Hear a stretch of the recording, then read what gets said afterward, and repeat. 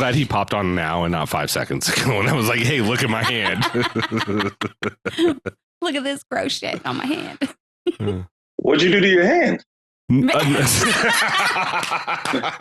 fuck that. We talking about that. What did you do to your hand? Nothing. I just noticed there's like a little spot right there, and it's not like a bump or anything. I was like, what the fuck is this? And then, of course, I'm a millennial, so I automatically go to my Google brain, which is it's skin cancer. Yeah.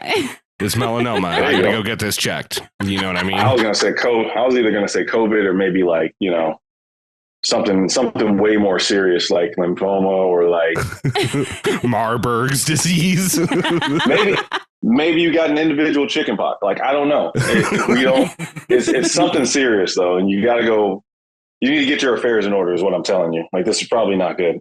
Do you have a good reference for somebody that can do trust and wills? We got a whole department dedicated to it. You'll just have to move to Wisconsin. It'll be fine. Got this. Got it. How you doing, Xavier? I'm good. I went and played basketball earlier today. And like, I tell you what, the older you get, this body, you just can't handle those pickup games like it used to. I was fine the first game. I went and got work. I worked out for about an hour and I was fine. And then we played the first pickup game. We lost, but it was a nail biter. But like, I was fine. I'm doing good. And then like the second game, like early in the second game, my lower back. And I was like, all right, hold on. All right, let's walk it up. Let's stop running. Let's walk it up. Let's run through our sets. This is our first time playing together. Doesn't matter. We're going through the sets. Let's run the offense. Triangle. We're running a half court set only. Literally, it got to the point where I was just like, can you guys fucking win already? Like, I'm dying out here. Like, come on, make some shots. Make the extra pass. This is bullshit. Like, y'all suck if y'all can't beat us, and when you're basically playing 4.5 on 5. It was a long morning, in case you couldn't tell. And now I'm just sitting at home, like, recouping. Thinking about your decisions. Literally, I was like, I really should have just went, worked out, and brought my dumb ass home. I wanted to be athletic, and now I'm in pain. Like, fucking idiot.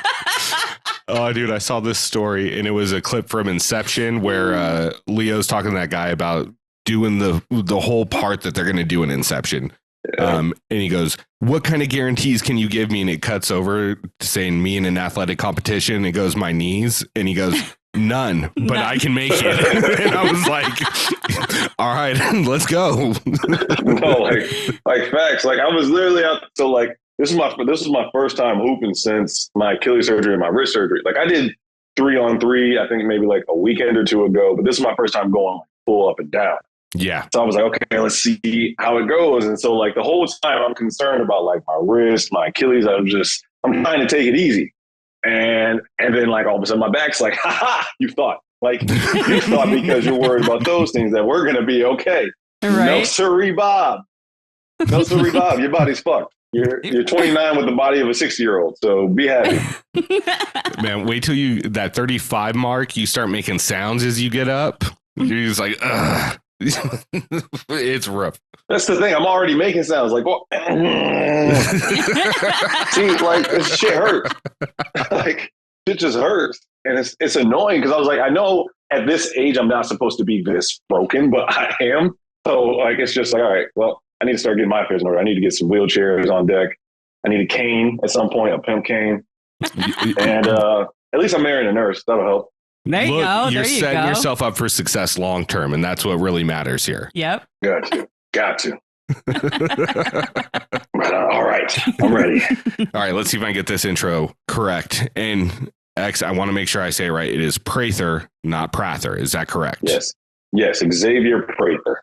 I told you it's the same. It's the same sound. It's one of those things where I always go Xavier Prather, and he's like, "Why do you say it so funny?" And I'm like, because that's how I remember how to say his last name, because it's the same sound as the A in his first name. You know what the great thing about being a guy is, though, is I just can just say, "What's going on, man? What's going on, bro?" You know, like I don't ever have to really use anyone's name. It's completely acceptable. I use that same kind of logic, but I use it with everyone. Like if a woman comes up to me, she's like, "Oh, hi, Xavier." I'm like, "Hey, sport, what's going on? Like how How's it going, champ? Hey, champ. How you doing, Tiger? Yeah. Everything good, Chief? Yeah, that's good. That's good. All right. Good to go. Treat him like your 10-year-old son.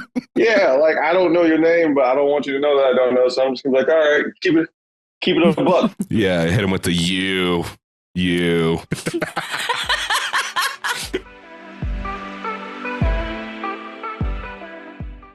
Hey everyone, welcome back to the Challenge Fandom podcast. We've got a great episode of Challengers / Big Brother Unplugged with a very special guest, and that's Xavier Prather, winner of Big Brother 23, contestant on Challenge USA 1, and also, of course, he didn't get the title, but he is one of America's favorite house guests. Let's just be honest about this. You're embellishing that a little bit. Well, you know, it's the intro. You know, I wanted to kind of build it up. I was thinking about going Game of Thrones style, but we want to keep it under 3 hours. So yeah. So you were just like, I'm just gonna lie, is what I'm gonna do, and then I'm gonna move forward. I get that. Marketing. It's marketing. Yeah. It's advertisement. Yeah. No, that makes sense. I like that, and I appreciate that. You know, first of his name, coming from the north, you know, I could have kept it going that way, but I felt like this was more straight to the point with a little bit of embellishment. I don't like the word lying. It's a little bit of extra sizzle on that steak. Yeah, that's all it is. Yeah, you know, a little extra mustard on that hot dog. I get that. There you go. Yeah, exactly. X, we want to thank you so much for hopping on with us. We really do appreciate it. I know we've talked a bunch on Instagram and stuff, but you really are one of our favorite house guests to watch. Yes. You had us in stitches all season. You've had us in stitches before we even did the intro. So, you know, it's really a pleasure to have you on.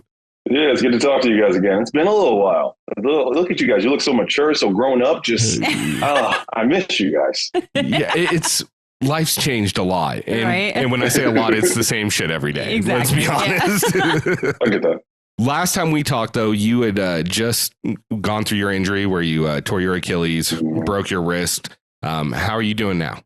Yeah, so both injuries have healed. I still got like this nice little early scar, and then I got a nice little caterpillar on like the back of my foot. So healed up. I believe for Achilles surgeries, we're about month 7 now, and then for the wrist surgery, we're at about month 6.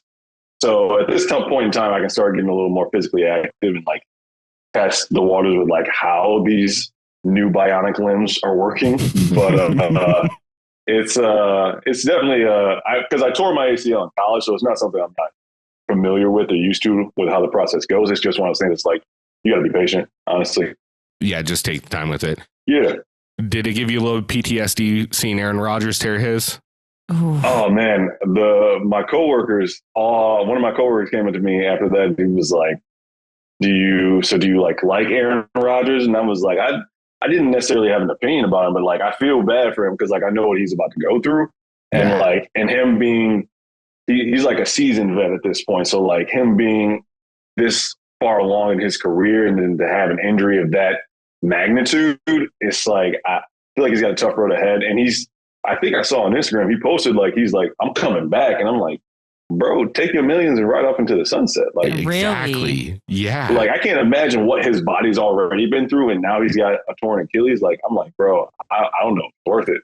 Like, I know he's like a year or two older than me and I'm in my late 30s. No, dude, just do your darkness retreats. Yeah. Yeah. Like, bro, go hang out with Tom Brady. Like, go become an analyst. Like, you still be fine. But like, I think at this point in time, like, it's okay to hang it up. No one's going to blame you. And it's not going to be like, oh, he went out because he had an injury. It was like, no, he just happened to have an injury towards the back end of his career. Like, exactly. Yeah. I don't take it as if like he's like bowing out because of the injury. I would more so be like, this just seems like the time for him to hang it up. And I don't see anything wrong with that. It seems like a giant billboard, honestly. But anyways, talking about sports, I know that growing up and going through college, you played basketball. Was that like your first passion, your first love? Because some kids want to be a lawyer growing up, but I don't know if that was your first dream as well.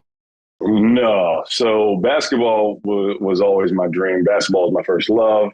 I didn't even know I was going to be a lawyer until my junior year of college. And that was partially because of basketball. So played basketball, I would say probably since I like organized basketball. And while I was in college, it was the first conference game of my junior season. It was in the first 45 seconds of the first conference game of my junior season. They won the tip. We came down on defensive possession. They missed the jump shot. I got the rebound. We came down. We had a play that was designed for me to get a back screen and go up for an alley-oop.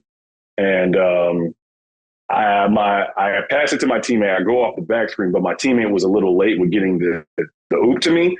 So I jumped up, but the ball was a little behind. So like the defender who was trailing behind me, he ended up hitting me just enough to where like when I landed, my knee was supposed to go kind of like this, and my knee went more like that. And so yeah, I was down, which is funny because like it wasn't funny, but like whenever I would get like injured in sports, like I was never the type to like stay down. Like I immediately tried to get back up, and like my leg just disagreed.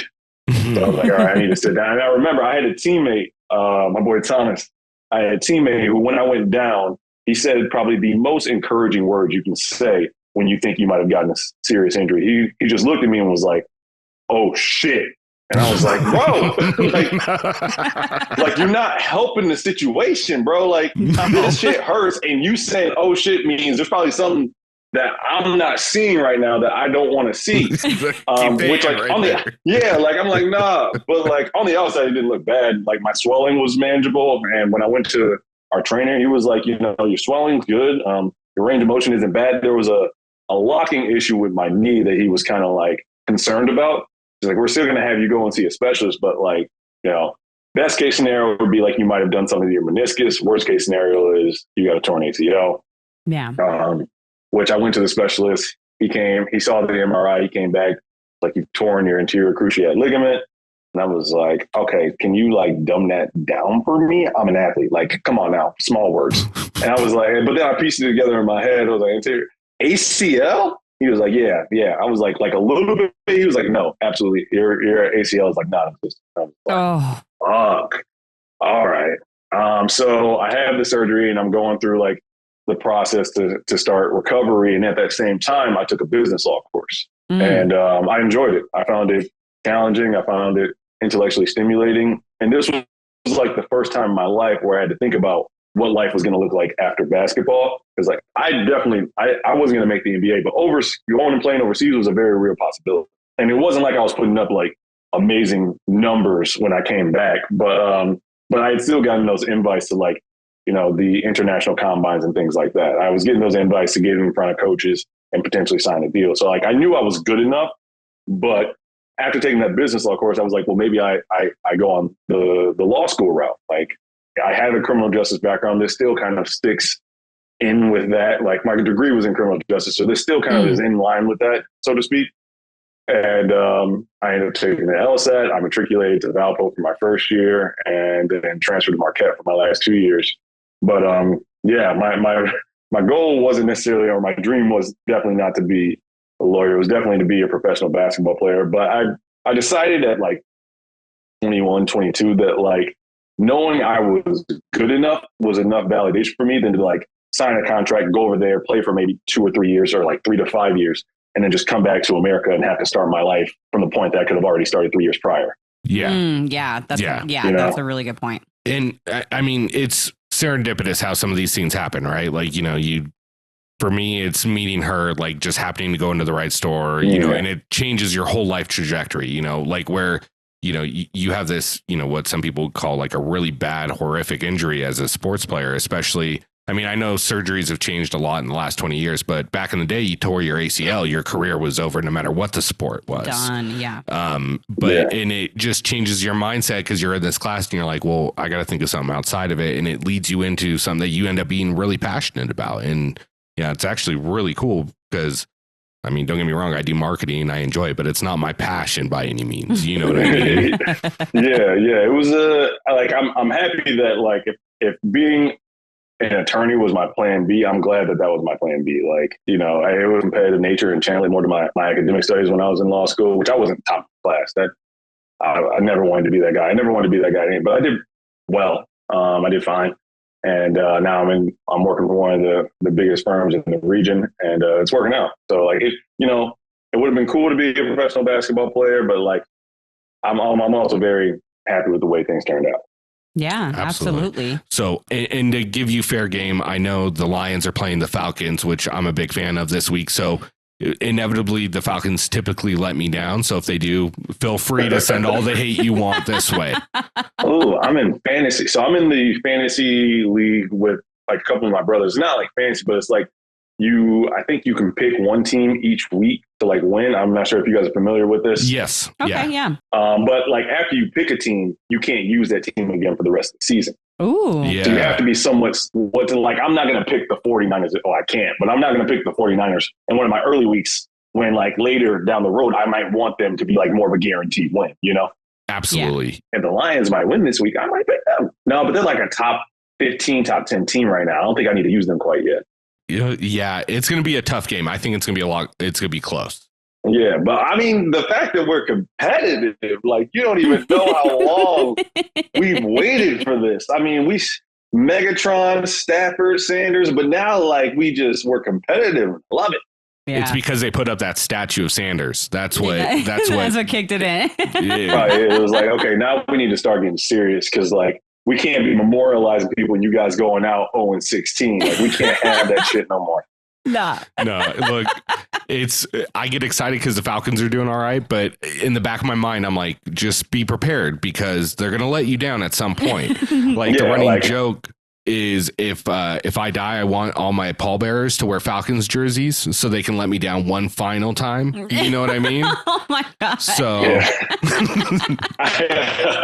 what was that? A podcast, I think with Zach Nichols. And they went to the Detroit game and Betsy was talking about like, I think the Lions maybe like made like had a blunder in the game and he heard like fans behind like, oh, here we go again. He was like, yo, like chill out. Like you guys are still in the game. And I was like, see, this sounds like someone who doesn't know what it's like to be a Lions fan. Like you don't understand when things go bad for us, it usually goes from bad to horrific. Like we're very, very like just jaded and pessimistic. So you got to give us time to be more of a very optimistic and on board fan base. You got to give us time because we've been put down for a while. Right? Got to break some of these habits. It's true. I mean, like, look, I try to let things go and not let them bother me. But to this day, if someone says 28-3 to me, like my first reaction is, man, like, fuck you, bro. Fuck you. You know what I mean? Like, why you got to come out swinging with haymakers right away? We can build up to that. You don't come out with that first punch. All right. Yeah, no. You got to take that shit personal. Yeah. I mean, throw a drop kick, just to let them know how serious you take it. Yeah. It'd be the last drop kick I ever throw after I like tear something in my hip because of my age. So maybe don't drop kick. Maybe stick with like a Will Smith slap. Yeah. Oh, yeah. There you go. You know what I'm saying? Because like that'll make some noise. That'll be heard around the world. It won't hurt anybody seriously, but your point will get across. Yeah, exactly. I might take a page out of your book from social media with the chair, the white chair. You know what I mean? Right. So that video is fun. I was on a podcast with Charlie Barons, and I talked briefly about like this video that I did with like Cinco and Josh Goldie, Joseph, Monty. Jeremiah and a couple other guys from the reality TV space. And like, at first it was just kind of like a quick little idea. Like Cinco hit me over. He sent me a video that he had seen that kind of did that before. And he was like, yo, I want to do this. I'm gonna get a couple guys, send me a quick little video. I was like, all right. And then I sent him the video and I intended to use the chair just because, in homage to the Montgomery Brawl. Yes. But then I also saw like who all was in the video. He sent me a list of like who all was going to be in the video. And I was like, what the hell was a punch from me going to do to any of these He-Men? Like, I needed a fucking chair. Are you kidding me? Everybody in that video was pushing more weight than me. Every single, and I'm not like small. Yeah. Like, no. I'm 6'2", 200, and every single one of them is throwing up more weight than me. So I was like, yeah, no. You punch me, I'm knocking you out with a chair. Yeah. Look, it's only fair. I gotta give y'all the same thing. Y'all gonna hit me with, a Hulk hand. I'm gonna give you a chair. That seems equal. Level the playing field. That seems exactly. equal. Yeah. We were talking to Cinco one time and I was like, man, I got to get in shape. He's like, man, if you ever want any tips, just let me know. And I'm thinking, dude, you were a Division I receiver for the Minnesota Gophers and a couple other teams. And you were by far one of the biggest men I've ever seen in my life. Like, no, like, just don't give me tips. That intimidates the shit out of me. I need it from like a normal looking person. It's funny though, because like Cinco, I think Cinco's got about an inch or two on me height wise. He's just like, Cinco's just big. Like, I'm like, bro, like, why are you so big, bro? Like, you used to be a receiver. I can't imagine a receiver out here looking like Thor. But like, bro, he's on his fitness grind. I give more power to him. He's crushing it. You know, he's out in LA. He's killing it. So, you know, shout out to Cinco. Oh, absolutely. Oh, yeah. Much love to Cinco. Yeah. Big fan of him here as well. But all right. So I want to get into this. Going through college, you decide to go into law school. And then, you know, you obviously get hired on at a law firm. What made you decide with that? And you're also doing a little bit of modeling that you're like, I'm going to go ahead and try Big Brother too. So originally, a member of the casting team for Love Island reached out to potentially be on Love Island.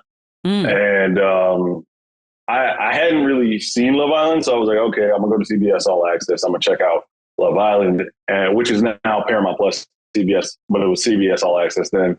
And I went, I think I watched season 1 of Love Island. I was like, yeah, I'm not doing that shit. But while I was on there, I was like, oh, faintly remembered, like, used to rewatching it and was like getting into it. I was like, okay, this seems like a cool little show. And then I saw like prize money. I was like, you know, I feel like this could be something that like I could potentially be good at. So I applied, made it through the process. The process is long.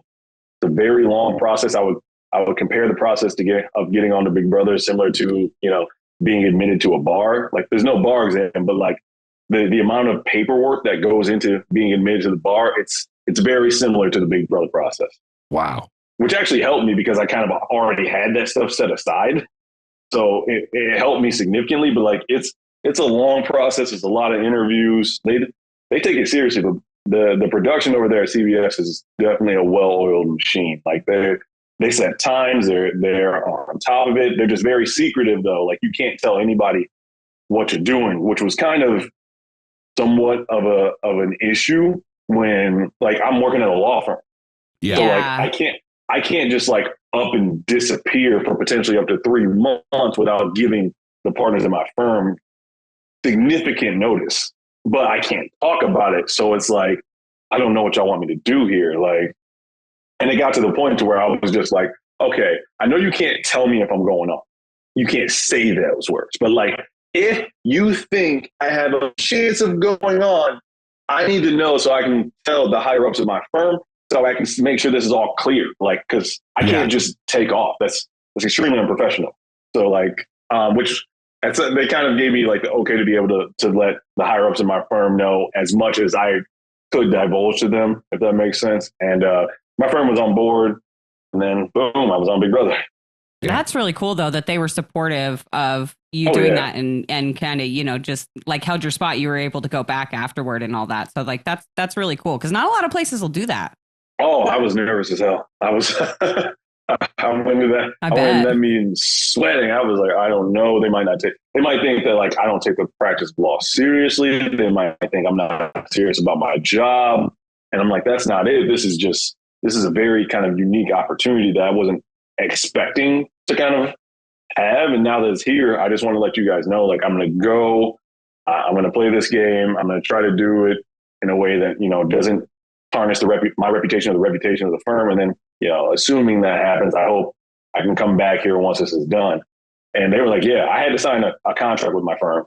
They were just kind of like, hey, if you fuck up, you're gone. Like essentially, you know, clearly, as you said earlier, I'm embellishing a little bit, but like that was the gist of what the contract contained was pretty much like, if you do something to damage not only your reputation, but potentially the reputation of the firm, you can't then like sue us if we decide to let you go, which I was like, that's very fair. Yeah. Oh, 100%. Yeah. Well, especially in this day and age. Yeah. I mean, they need to cover their sides as well. I mean, look, I get nervous asking my boss for like 3 days off. Like, you know, out of vacation time. Yeah. I'm like, well, like the freakiest part about it was like the CEO of my firm, he was kind of like, okay, well, how long are you going to be gone? And I was like, it might be like 3 weeks. It might be like 100 days. And I can't tell you for sure which one it's going to be because I don't know. Yeah. Yeah, exactly. And I was like, I know that has to be probably the most frustrating answer to that question, but that's really all I can give you. And he was just like, okay. And I was like, damn, you cool. Right? You cool as shit. Like I was like, that's awesome. Because I would have looked at somebody and been like, okay, so you don't want to work here. Cool. Have a great day. See you later. Yeah. But no, he was very understanding. So was the entire firm, my department chair, like they were all very understanding. And it just took a big weight off my shoulder where I'm like, okay, now I can just focus on what I need to go do. And it was great. Oh, that's awesome. Well, I mean, yeah, as soon as he said, no, that's fine. I was like, what contract do you want me to sign? I'll sign it right now. Whatever it is. Like that was the thing. If you're willing to let me go, like, and you just want to make sure you're doing your due diligence by, your firm, which you're the CEO of, which is like, is predominantly your job to do is look out for the interests of the firm.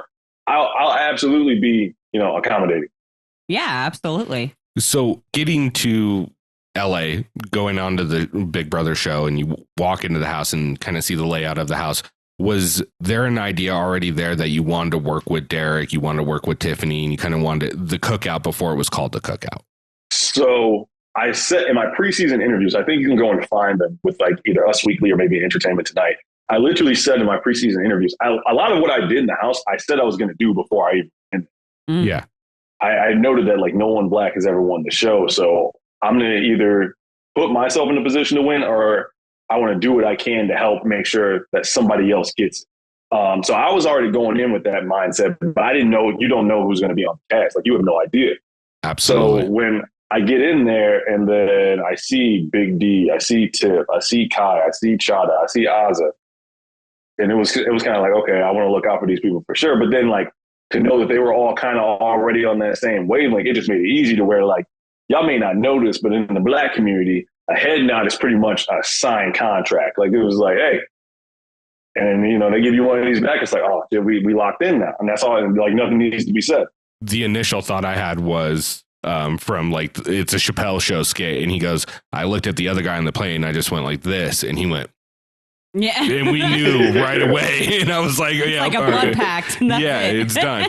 And I was going to say, it seemed like it was the perfect season because every one of you guys from the Cookout came in with that notion of, I'm going to help somebody from the black community win Big Brother. Right. One of us is going to win it this season.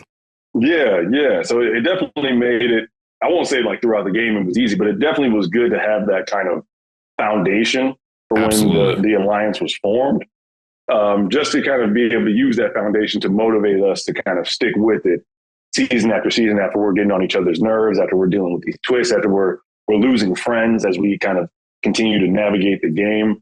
It was definitely something that we could kind of keep rooted to why we were there and what we wanted to accomplish. And, it worked out.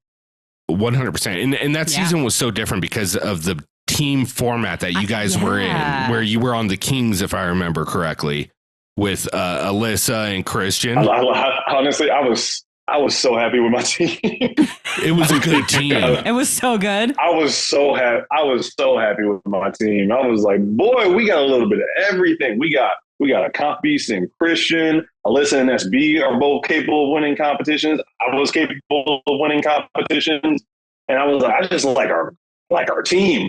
But nobody else in the house liked us together. They were like, look, at some point the Kings team got to get gone. Yeah. So I was like, damn, man. Like, I know they got to go because I got the Cookout, but like, damn, man, this team's good. Like, we got a little bit of everything. This is a strong team of 4. But that was a twist where like I just happened to get picked on a really good team, so I was thankful for that.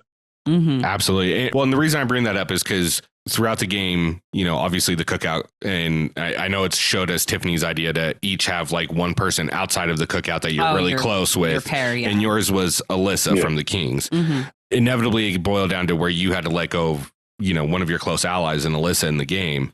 I mean, how tough of a decision was that, especially knowing that you had to sit next to her on the block during that point? It was tough. It was tough at 2 points to like let people I was close with go. I think it first kind of hit me when Christian left week 5, because like Tiffany and I potentially discussed flipping that vote. And so it was like, I was torn because I was like, if I had actually maybe been a little more active, I potentially could have kept him here. And all he wanted to do was make it to jury. But I was like, but the Cookout voted, the majority decided that he needed to go. So I was like, he needs to go. And that was the first time it kind of hit me that like, damn, these people that we're building relationships with are going to be walking out. But then like Alyssa and I got closer and closer as the season went on.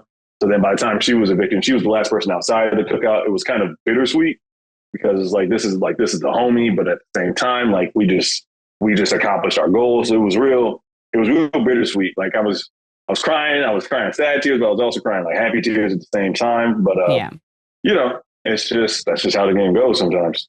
Absolutely. I mean, look, in my personal opinion, with the Cookout, it's probably the strongest alliance in Big Brother I've ever seen. Yeah. The fact that, you know, there's a lot of alliances that you're like, oh, we're going to make the final 6 or the final 7, and they just implode by the 5th or 6th episode in. Yeah. To be able to, you know, especially some of the blowups that happen between Big D and Tiffany with Brittany and all of that. Oof. Like the way that you guys were able to keep it together all the way through to the final 6. And for me, I was waiting for that because at that point it's like, okay, where's the pecking order in the final 6 of the Cookout? And I mean, I think it was smart that you guys got rid of Tiffany first, because I think if it came down to it, she could have won that season pretty easily. Yeah, I think Tiffany was easily the biggest my biggest competition from my season. Absolutely. Just from what she had done in the game, and also her jury management. That would have been definitely more of a battle sitting in final 2 with her. But yeah, so Tiffany, like, it was funny because like I think at times members of the Cookout had been so focused on getting to final 6 that like once we got there, they were there, or like once we started to get closer to final 6, it was like then they were starting to kind of try to figure out like what happens after final 6. Whereas like for me, I was kind of already doing that, and that was more so just like having strong relationships with as many people, not really trying to do it, not trying to ruffle any feathers, not trying to do anything that's gonna cause me to be an unnecessary target, or like try to give people reasons either inside or outside the Cookout, try to give people reasons to want to come after me outside of me just existing the way that I do. You know, like I can't do anything if they find me intimidating because I'm a above 6 foot fit black guy. Like there's not shit that I can do about that. But to the extent that I can kind of mitigate that, I'm going to try to do so, which means just, you know, treating people with kindness, trying to be respectful, you know, not if I get in power, trying to make a decision that's not going to come back and bite me in the ass. Maybe doing something that a kind of consensus decision amongst the house, as opposed to doing something that I want to do that's going to piss off a lot of people. Right. Absolutely. Right. Well, and look, you held your composure throughout this whole season extremely well. Whether it was, you know, having to let go of, you know, someone that you grew close with throughout the season, like Alyssa, or, you know, Christian. I like to remember him as Lord Farquaad, because when he straightened his hair, that was one of the best moments. Yeah, he did look like a nice little medieval prince. He did. Yeah, that's Golden Noodle. That's my guy. That's all Golden Noodle. He was so full of like energy. He's like, or he just is. I say was like he is. He's just so full of like energy. He's a fun guy. Someone that I hope we get to see again, maybe on the challenge here in the future. Awesome. I think he'd be a good fit. I think he'd be great on the challenge. I think he's a fierce competitor, and I think he's one of those guys that just has kind of a knack for these games and these competitions. Like I think of like, you know, Tyler Crispin, I think is just very good at these types of games. Jordan Wisely is very good at these types of games, and they're guys who aren't like bigger. You know, they're not like Fessy, CT, or like they're not guys that are just gonna like Hulk you. But the guys that are just like really going to be really good at these games because they just have like a knack for it. And you can't really, it's not really something you can train for a coach. Like some people just have it. Yeah, absolutely. 100%. Yeah. It's one of those things. I mean, we use it in sports. It's, you know, he's just got that something about him, that little bit extra that you can't really explain, but they're just built for those kind of games. Yeah. And well, what was it that Fessy said about bananas? Oh, he's good at stupid shit. He's just good at stupid shit. Like, and it is. It's like, it's just little stupid shit like that. And some people are good at it. Like, that's fucked up. It's true though. You know what I'm saying? Like some people are just like Kyland, I think is really good at the like types of competitions too. I think he's a strong competitor in this like realm. Like if I was to put Kyland on a basketball court, he'd probably embarrass himself. But like you put him in like these like style of competitions, I think he's going to succeed because he's kind of like built for these. 100%. And since you brought Kylan up, we all know what happened in the Big Brother house, you know, and how in bad taste what he said was. Yeah. With that being said, there's been a lot of time since that. Where's your guys' relationship now? I think our relationship, we've repaired the damage. It was bad for a while there, mostly on my end. Like I haven't had that much anger. Like, I don't know if I ever have. Know quite what my brother meant to me or who my brother was to me. Yeah. So like saying something that was going to be disrespectful to my brother brings out like a level of anger in me that I know you guys saw me be composed, but like I was mad.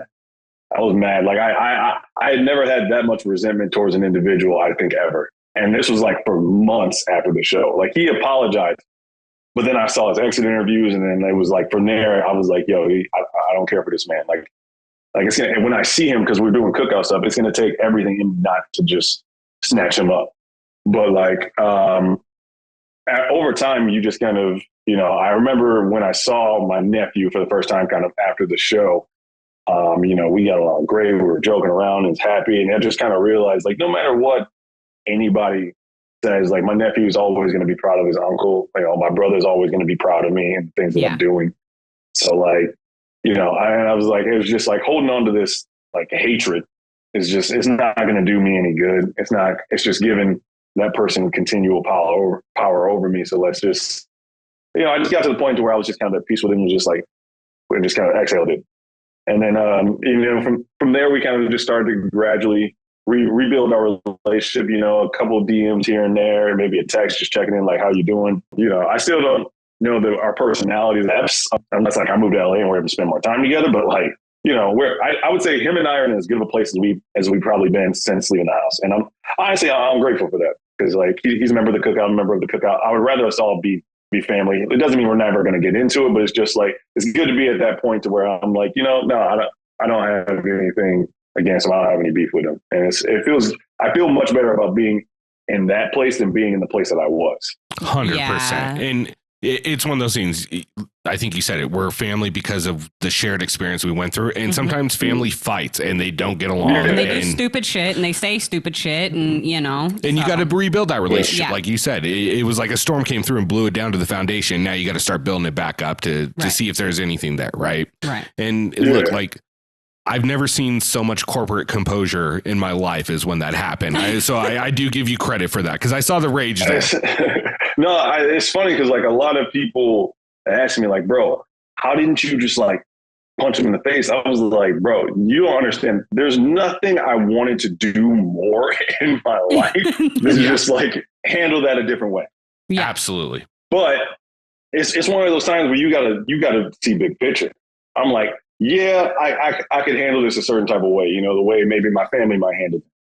But if I do that, I lose out on the opportunity to win $750,000. And it's like that's a $750,000 ass whooping. So like he got to go in the hospital or something. Like something's got to get broke because that's an expensive ass whooping. Yeah, and possibly even your job, I mean, if you get in a fight on TV. Yeah, I could lose my job. I could lose, like, I probably wouldn't end up on the challenge subsequently because it's like, Well, you might maybe I would end up on the challenge. Probably would have got called for flagship right away. Maybe they would have been like, oh, he got in a fight? Bring him. We need that energy. We haven't had a fight since CT. We need more of that. Pair him with CT, in fact. Yeah. Oh, my gosh. Right. Me and a young CT, like, so like, it's funny because like with Big Brother, there was money on the line, but like, I don't play shit like that. So like, it was just, yeah. But yeah, so like in that moment, it was just like, I could do something that I'm probably going to regret because it's not going to lead to me winning. And if I can just hold it together in this moment, I likely win. And like numerous opportunities will come if I can just hold it together for this moment. So it's like one of those things that's like, just realize he lost right now. He's hurt. He's saying whatever he's going to say. Don't let what he says make you a loser too. And I was like, I'm not going to let it. And Monday morning quarterback, obviously we know what happened. It was the right decision because look, you end up winning.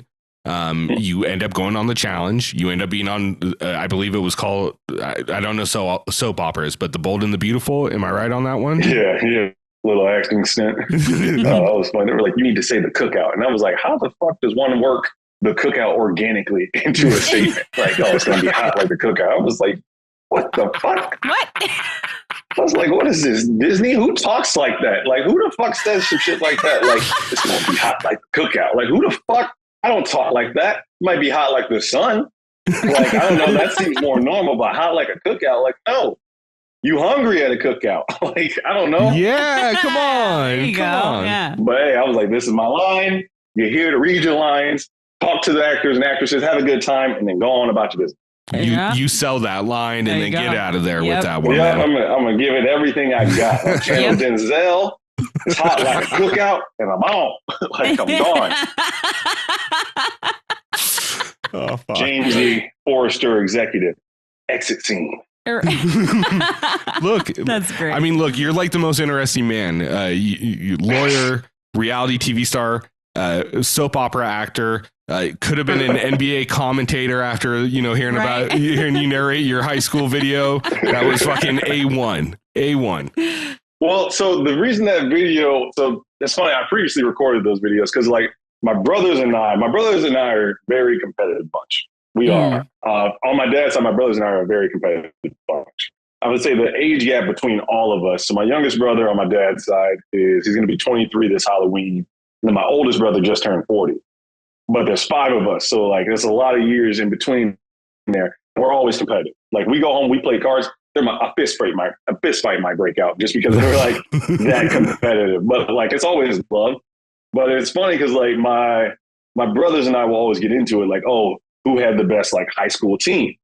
Because, like, they didn't go on to play college. I'm the only one of my siblings who went and played in college. But, like, my oldest brother, Billy, his high school team was very good. I believe they had a 20-0 season. Like, they didn't lose a game all season. I think they just ended up losing at some point in the playoffs. And then my younger brother, Derek, my older brother, Derek, he had a team that ended up going to the Breslin Center for the States twice. I think they made it to the semifinals twice. Oh, wow. Yeah. They had a player on the team named Shane Winnington who would go on to be in the NBA, play several years overseas. Like, he was like 6'11". He was a giant. Oh, Jesus. Wow. Yeah. Friendly giant, though. Shane is such a good dude. I still stay in contact with him to this day. But yeah, so his team was loaded. And then my high school team, we had a perfect season. We went 20-0 my junior season.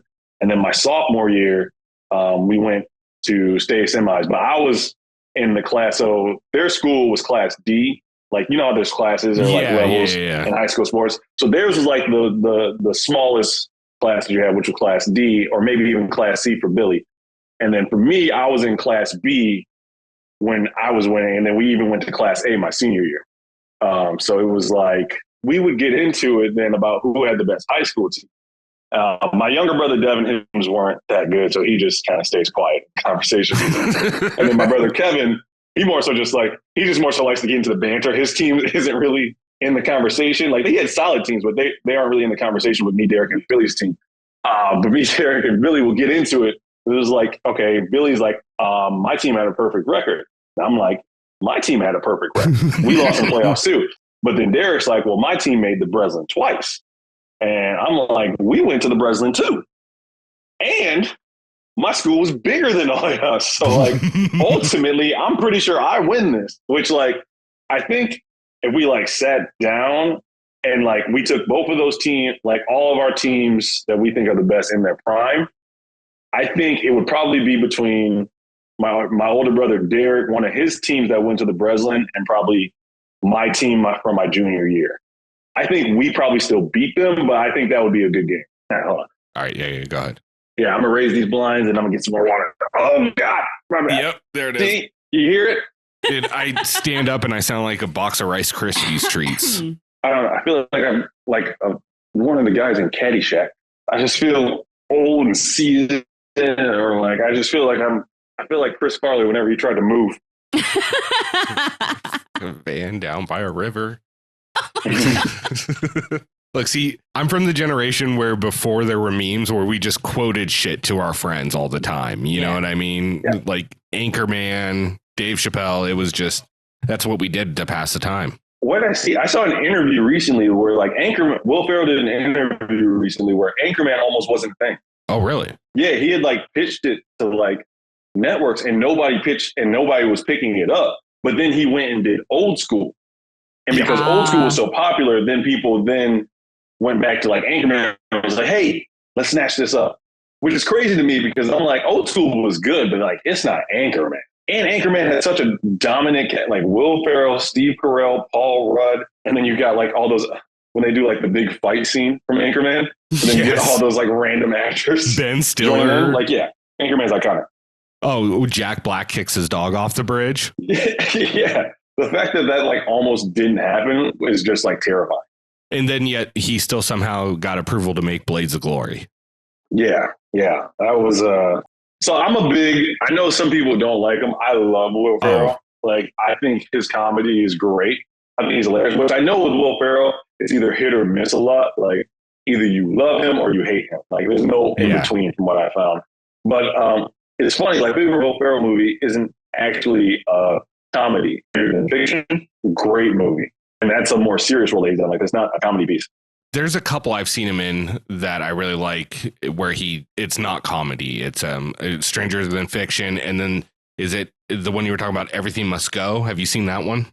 That one's good too. Yeah, I've seen Everything Must Go too. And that's a more serious film too. Yeah. And he plays that role so well. And he's still able to deliver some comedy behind it, even though it's through like a sheet of pain. But yeah. But I think that's just kind of Will Ferrell. He's just inherently funny. Like, yes, there's no way, because he's like a huge dude too. So it's like sometimes when you're just like big and kind of like, I don't know, your limbs just don't make sense. Like I think it's just inherent for you to be funny. He does remind me of like those kids you'd see freshman year in high school that were like 6'2" and they hadn't really grown into that body yet. And they were still trying to figure out what to do with their arms. That's a lot of what Will Ferrell reminds me of. Pretty much. Well, I mean, obviously you win Big Brother, which historic event. And it started the next line in the event, which was the first Black woman to win Big Brother with Taylor Hale. Yeah. Which I think is incredibly awesome that it happened. Like it took so long to happen, and then it goes back to back like that. Yeah, I think it was so cool. Perfect. But I guess my next real question is what made you decide to go from doing, Big Brother, Bold and the Beautiful, you kind of get back into working at your firm and then decide, fuck it, let's go on the challenge. So I was more a fan of the challenge than I would say I was a Big Brother growing up. Like I used to watch MTV's The Challenge in like high school. Like I was a big fan of Leroy, CT, Wes. Who else was on the challenge? Like kind of more back in the day. What is there? Laurel. I was a fan of Paula. The more like OGs is when I was kind of watching. Was when I was watching the challenge, and so it was like cool. Like here's an opportunity for me to be able to say like I did the challenge, and like it also just kind of worked out timing wise because you signed the contract, and I saw that like at the time when they would have kind of control of like my NILs, which is name, image, and likeness in like the sports law world, was for about a year, and that was just kind of it coincided with kind of like my contract that I had previously signed for the other show. So it was just kind of like, okay, it makes sense to do it now because it's not like I'm tacking on any more time. So yeah, let's just give it a shot. Hopefully it goes well, and if it doesn't, we can at least still say we did it. Like I got to be a part of like the challenge universe, which is cool. Yeah, absolutely. And it turns out that it's really like an independent season of its own. Like I know they're doing a sequel to it now, but it's not the same because it was truly just all CBS players. I think they did you guys from Big Brother a little bit dirty by the fact that they brought so many people back from 23 into the challenge with Derek X, That's Alyssa, true. Yourself, Tiffany. No, so that was actually something that pissed me off. Like I remember I was talking to one of the members of the casting team who was recruiting me, and like obviously like people talk before they go on the challenge. I think that's just something that's normalized. Yeah. And I'm finding out like so many people from my season going on, but like, you don't have to confirm that they're going on, but it's like the fact that all are like kind of moving through the process at this point, and I'm counting on my hands. I'm like, yo, that's like 5-6 people just from my season. Like, And I was like pissed because I was like, it's cool to see them. You know, it's great because like I was like, I'm cool with all of them. But at the same time, I was like, yo, I just beat them. They might be feeling some type of way. Exactly. Yeah. But then pot got a little bit sweeter. So I was like, oh, we'll see how it goes. But yeah, so like that was already something that was on my radar, which is why I was like, y'all need to make this a little more worthwhile. Absolutely. Like, okay, well, hopefully we can come together. I was in my mind like, all right, I'm excited. Like, hey, I can work with DX this time. I can work with Alyssa this time. Like people that I didn't really get the chance to fully work with last time, I can try and work with this time. And it was like some of the stronger players who were outside the Cookout. So I'm like, cool. Like this will be great. This is like kind of the best of both sides. Let's go ahead and see what we can do on the challenge. And that was not everyone's game plan. Well, I mean, I think it's intuitive of you to think, hey, I just beat all these people and they're going to feel some type of way. And then right away we see that someone who said that they were cool, they understood what you did on Big Brother, there was no hard feelings, and with Alyssa, and then all of a sudden, like first episode, first episode, she's like, nah, fuck them. I want to get them all out. I want them out. Yeah, it's fun. Like you look back now and you just kind of laugh at it because it's like, like honestly, that's all you can do. Just like, yeah, fuck. Yeah, what can you do, right? I mean, yeah, like I can't go back and change anything, but it's just like, hey, y'all felt how y'all felt. Like, I think it was fitting what you said. Y'all are just pissed off because I'm rich. Yeah. Well, like I didn't like the thing that I probably got angry, like what's my relationship with them like now. That's typically what I get when it comes to like the Challenge USA, and like I still disagree with the move, and I'm sure they still view it as a good move. So like, which is fine. Like I think everyone should kind of stand it how they feel. Our relationships are fine now. Like I have no problem with this. I have no problem with Kyland. But like I just disagree with the move from a game standpoint, just because I was like, bro, y'all could have used me longer.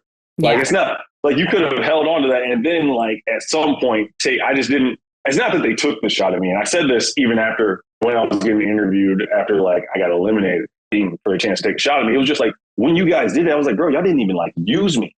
They were worried. I believe maybe DX said he was worried about me getting like a good partner because of the algorithm, and then eventually they might not have another shot. And I was like, I understand that. And I know DX also said that he didn't want to run against me in the final. So like, I understand that. Or at least I can respect that logic. But I was just like, bro, y'all could have used me. Like, even if I bought you guys, let's say the next week I was partnered with like Angela and we win the daily challenge next week. I'm not looking at any of you guys. So you guys just bought yourself another week. Kyland, for you, if you get another week, you make it to the individual part of the challenge where you're probably going to do very well. Alyssa, if you make it another week, you make the final.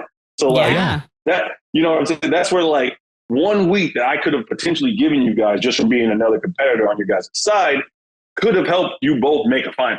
And instead, none of us did, which was like, damn. Like, because I know they're like that cast, as far as like the people that we brought from BB23 was solid. I mean, DX went and won the amazing race. I think Alyssa and Kyland are both formidable. Tiffany's brilliant. Was that it? Oh, Ozzy was there. Yeah, Ozzy was there. Ozzy was giving it her best shot.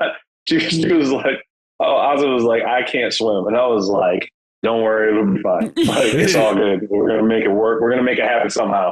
Like, you're going to be all right. And like, the thing that I loved about Ozzy is that like, no matter what it was, she was always giving it everything she got. Yeah. She just done on Big Brother during the volleyball competition. She had scraped knees because she was like diving on the ground. But like, so like she might not athletically be there, but she's going to give it her all. And I can't ask any more of anybody than to give it their best shot, you know? Yeah. So, I think our group was good. It was just, it sucked that we weren't all on the same page. I think you hit the nail right on the head with it, which was, it was a premature move because at that point, even if you do win and you get a string of really good partners, you're not going after Big Brother when you've got Tyson on the other side, or you've got Danny or Cinco. I mean, all of those guys are real competitors. That was probably the most frustrating aspect of it was like the people from my season were so fixated on me. And like, because I had just won, I was like, bro, there's 3 people in here who have won more money than you. Like, like if it's money, like look at a top-notch swimmer and like a world-class cyclist. You want to run a final against him instead of like the Division II college basketball player? Like what? Or you want to take on the Dallas Cowboy? Who you want? You want the Olympian and Angela? or do you want just the all around stud in Desi? Like, why are y'all looking at me? Like, but it was like, okay, well, like y'all clearly still feel some type of way, and I can't do anything to change that. So they made the move. It landed. That's how it goes.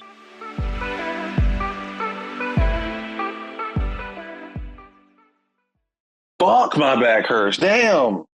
You want to grab another chair? We can wait. It ain't nothing. No, I got my chair. I'm gonna be, bro. You don't understand. You're dealing with a thug. All right, I'm good. Promise you, I'm good. Like, come on now. Don't play me. You know what I'm saying? I'm Debo in this bitch. Like, let's go. Improvise, overcome, adapt. There it is. There you go. I got there. Improvise, overcome, adapt. IOA. Iowa. Iowa. Be Iowa. Be aggressive. Be Iowa. That's what everyone wants to be. Everyone wants to be Iowa. Yeah. Except for the people in Iowa. Except the Hawkeyes. That's it. Everybody else, though. Everybody else wants to be Iowa. So obviously, you lose that elimination with Shan. The only question I have for you, do you regret breaking the glass? Do you think you should have taken your time on that one? No. I like hindsight 2020 is kind of funny because it was like, yeah, if I hadn't broke through the glass, then like we might have won, but we also might have lost. Yeah. Right. Yeah. Like it might not have worked out just as much as me punching through the glass had worked out. But if I had punched through that glass and then we won, I think that would have sent more of a message to the rest of the house because we would have had a penalty and still won. Yes. That's a good point. And also, like when Shannon and I got down to that puzzle, like I think maybe how people viewed it was like we were so far behind, which we were when we started, but we caught up to them like that. But like we just there was literally a middle piece of that puzzle that we just could not find. Yeah. Like, we're like, because like I'm not bad at puzzles. Or at least I don't consider myself to be bad at puzzles. I had a puzzle on Big Brother. I think I did pretty well. 100%. And so like this was like, okay, perfect. And honestly, I had a lot of frustration that I wanted to get out. And like, I remember talking to Shan. I was like, hey, do you feel like you want to punch through the glass? Like, how do you want to go about this? She was like, because you got to remember, she had just gotten like blindsided and they kind of made all of that elimination about her, which we all knew it wasn't about her. But in that moment, Shan's like kind of thinking that it's about her. And she's apologized to me. And I'm like, this ain't your fault. Like 2 people from my season just sent us down here. Like this ain't your fault. But so it was like, okay, I don't know where her head's at. I'm sure she's more than capable of doing it, but fuck it. I'll just do it and we'll take the penalty. But while we're doing the penalty, it'll give us time to kind of map out how this puzzle can go. So we're not just going to be sitting there. Let's try to figure out how we can get things to where we need to get them. So that way, as soon as that clock runs out, we're good. And then, so yeah, like we caught up to them quick. We just got stuck. And when we got stuck, we didn't get unstuck. And that happens. But yeah, so I don't know that I like regret it. It was a decision. It didn't work out. That happens. That's part of competition. It was extremely close too. Even with that penalty, It was extremely close. You guys were pretty close to figuring that out. Would you ever consider coming back on the challenge? Or? So part of me wants to like really come back, but I don't know how, like, cause like, you don't know what the twist of the season is going to be. If it was like this season was teams, which means people individually can kind of show what they do. And I would have preferred that on our season. Or I would prefer something like War of the Worlds where everything was just kind of like individual. If I come back, I want to show what I can do. I don't want to have to adapt my game to like a partner or like a partner have to adapt to me because like I have weaknesses and I don't want any of my weaknesses to bring anybody else down. Just like I wouldn't want anybody else's weaknesses to bring down my performance. Like I want to be able to just go and show what I can do. Yeah. So that aspect really, really incentivized me to want to go back. But at this point in my life, it's also got to make sense. Like I'm working at my firm. I just got engaged. Like there's a lot of things going on in my personal life to where like, I hope they call me so I can at least then weigh the options and know whether or not it makes sense. But at the same time, it's like I'm not going to jeopardize the life that I'm kind of creating outside of reality TV to go and be on another show that like where like I don't know I might not be in control of like how I do. Like right. That's a tough aspect. Like if I feel like I'm in a position to actually go and be competitive, that gives me more incentive to go. But if I feel like it might be similar to season 1 where it's like, I don't know. Yeah. Yeah. That makes it hard. Like I have a desire to go back on the challenge, but it's got to make sense. And also I want to add this to, and this is more so on the side of where I might be a little hesitant. Like, dude, I've had 3 major athletic surgeries, torn Achilles on my left leg, torn ACL on my left leg, and now I got this wrist surgery. Like, I'm not really looking to have any more surgeries. When I think of like Derrick Rose, that man has blown out the whole lower half of his body, but he's getting paid millions to do it. Yes. You know what I'm saying? There's more of an incentive to put your body on the line when you're getting paid millions. For me to appear on the challenge, I'm putting my body on the line essentially. And unless I win, it's like I'm getting paid to cover my medical bills, you know? Yeah. Like, yeah, exactly. So like there's a lot of risk with it, but like I'm also a competitor. I'm an athlete. Like I want to go out there and I want to compete. So it's just got to be something that like when the opportunity presents itself, I need to weigh all the factors and make sure it makes sense for me to do it. 100%. I think especially because of your competitive background with playing basketball and just the natural competitor that you are, just from the story you were explaining with you and your brothers, it's a natural outlet for you to go and still compete and get that competition out. Oh yeah, absolutely. I love the competition aspect of it. And I like the competitions on the challenge more than I like the competitions on Big Brother, even though Big Brother holds a special place in my heart. Those competitions were more exciting. They seemed a little more challenging. So yeah, I definitely I would love to get that aspect back, but again, it's got to make sense. And when it will make sense, I don't know. It could make sense soon. It might make sense, a year or 2 down the line. I'm not sure. So it's just a matter of are they going to give me the call? Right. And then if they do give me the call, I got to weigh what all is going on in my life. I mean, especially with, like you said, you're recently engaged, you're back working at your firm, there's a lot to weigh the options there.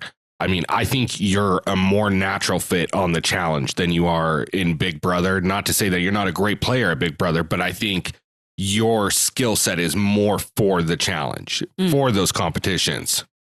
I would probably agree. I think I can do well on both, but I think my athletic background lends itself more towards probably the challenge. Yeah. Whereas maybe my lawyer background maybe lends itself more towards Big Brother. Yes. 100%. Well, and I mean, even looking at just the level of different types of challenges that we saw on the first USA to what we're seeing currently. Oh, yeah. Like how well you would have done on this last daily where you just the goal is run and jump and grab a baton.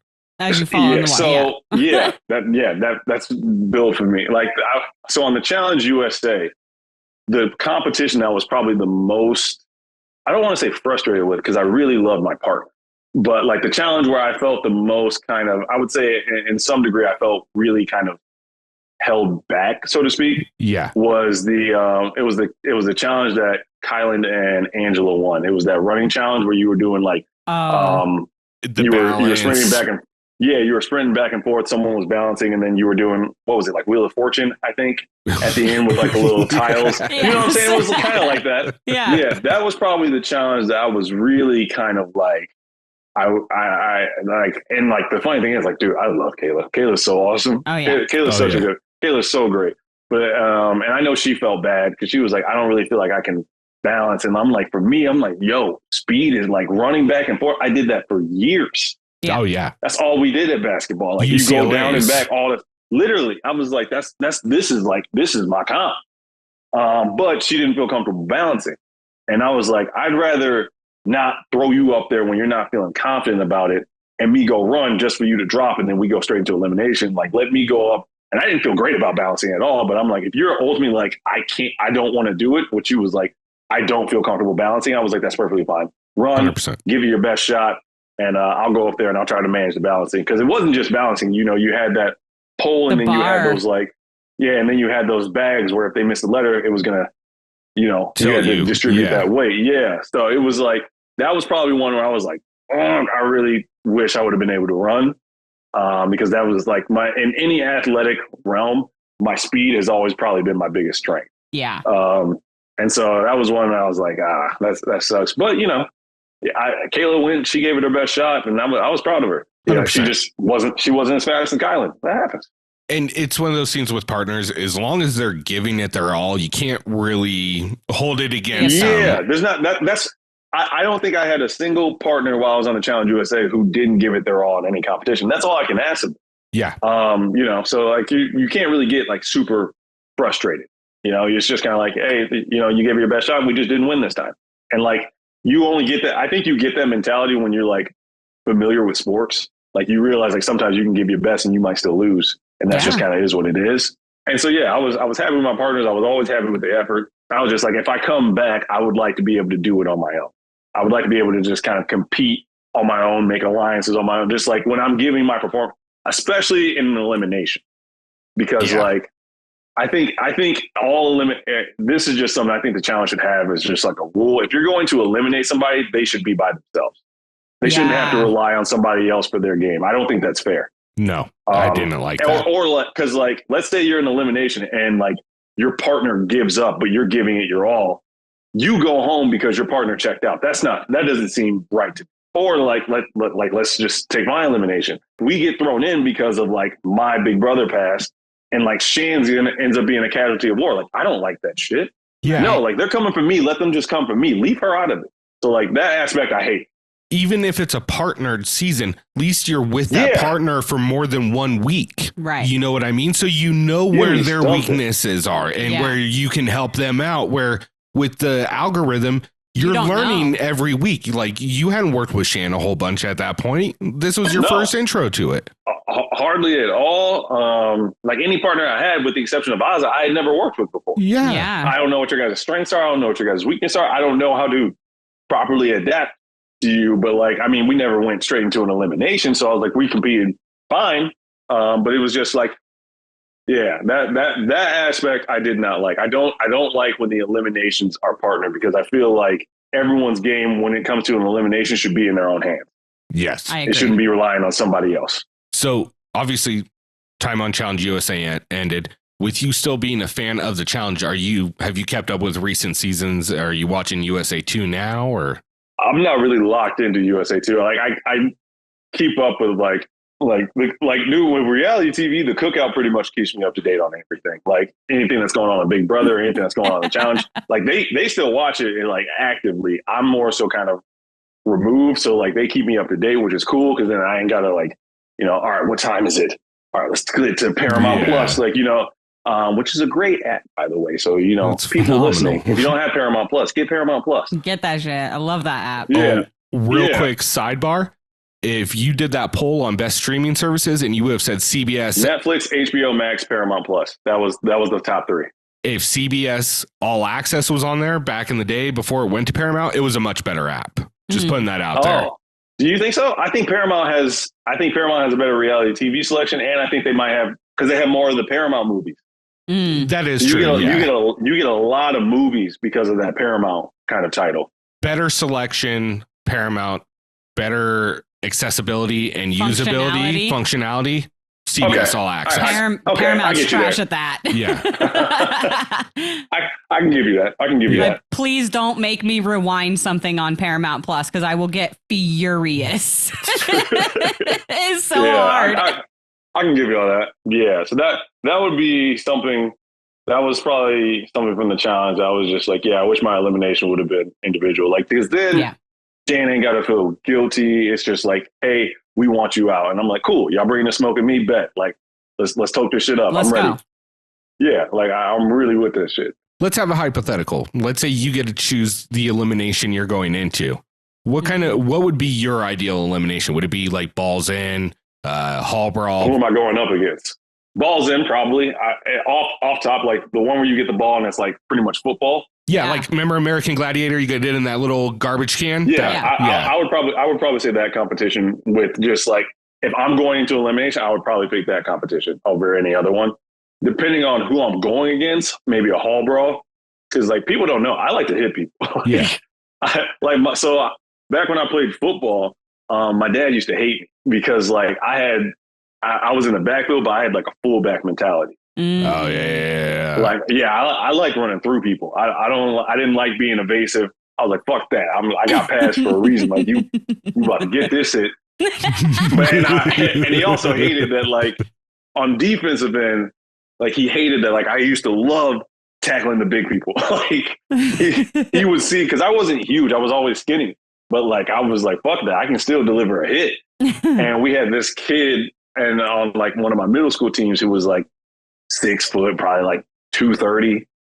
Big jolly green giant, but he was just big. And I was probably like 5'4", maybe a buck 30 soaking wet. Like I was real tiny. I was like, I'm going to go hit him. My dad was like, no, just one of them. I was like, Dad, you didn't raise no bitch. Like, I'm going to go get these pads on his shoulder and I'm fucking him up. Like, come on, let's get it. And he was like, no, just avoid him. I was like, Dad, yeah, that's fun. That's the easy way. That gets me a touchdown. But I want to work for that touchdown. I'm going through his head. Every now and then, like, I would say my success rate was probably like 80%. Nice. Like some guys are just too big, and I was like, "Yeah, I gotta stop." But other guys, I was running through them because they didn't see it coming. I was like, "Bro, I like hitting people. It's fun." Once again, I think we're learning a little bit more about you as far as why you're making those sounds as you get up now. Right? Yeah, no, I definitely no. So like, I put my body through it, man. Like even with basketball, like in basketball, I would probably categorize my game probably similarly to like Dwayne Wade, John Wall. Like I'm more of a attack the basket, bang with people kind of aggressive, kind of energy. Yeah. I like to bang. Then on defense, it's like the same. Like I would guard positions 1 through 4, and occasionally even 5, just because I would body up with people. Like I was never scared of that. And so, I remember like back in high school. It's funny because like I don't think people quite see that competitive nature from me, like that side of me, that kind of like switch flip. But like I remember back in high school when our team was doing like really well, there was like a preseason write-up about me and one of my other teammates, Dean Kolstad. He's the son of a former NHL player.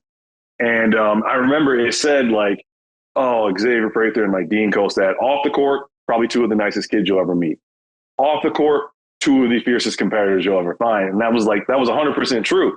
Yeah. Like off the court, I like to be kind and respectful and try to be just a good person to everybody. On the court, I want to rip your fucking head off. Like, like I like when I play pickup, I hope someone talks trash to me. I don't, but if they talk trash, it just takes me up to a whole nother level. And it's like, oh, okay, now I get to embarrass you. This is going to be great. Like now I get to really have fun. Yeah. And, but yeah, like people don't really know that side of like my competitive nature, which is, I don't know how they would have. I didn't last long on the challenge. And then Big Brother, you're not really going to see it from those competitions. So yeah, I'm definitely probably balls in, and then if not balls in, probably hall brawl. But I wouldn't love to do a hall brawl against like Danny or Cinco or maybe even like Fessy or CT. Like those are hall brawls. Like I'm not going to back down from anybody, but those are hall brawls where I'm like, okay, this is more of an uphill battle. So my next question would be like, let's say you get a chance to go against someone like Jordan. What would your choice be? Hall brawl. Hall brawl. All right. And that's the only thing that I think I like. I like my odds probably more in a hall brawl than anything else. Not to say Jordan's a slouch. No. I might physically be bigger with him, so I think it gives me somewhat of an advantage in something where it's just brute force. But like something where it requires more just like challenge game skill. I think in my opinion, he's arguably the best competitor to ever compete on the challenge. Yes. The only person that I think can rival him for that is CT.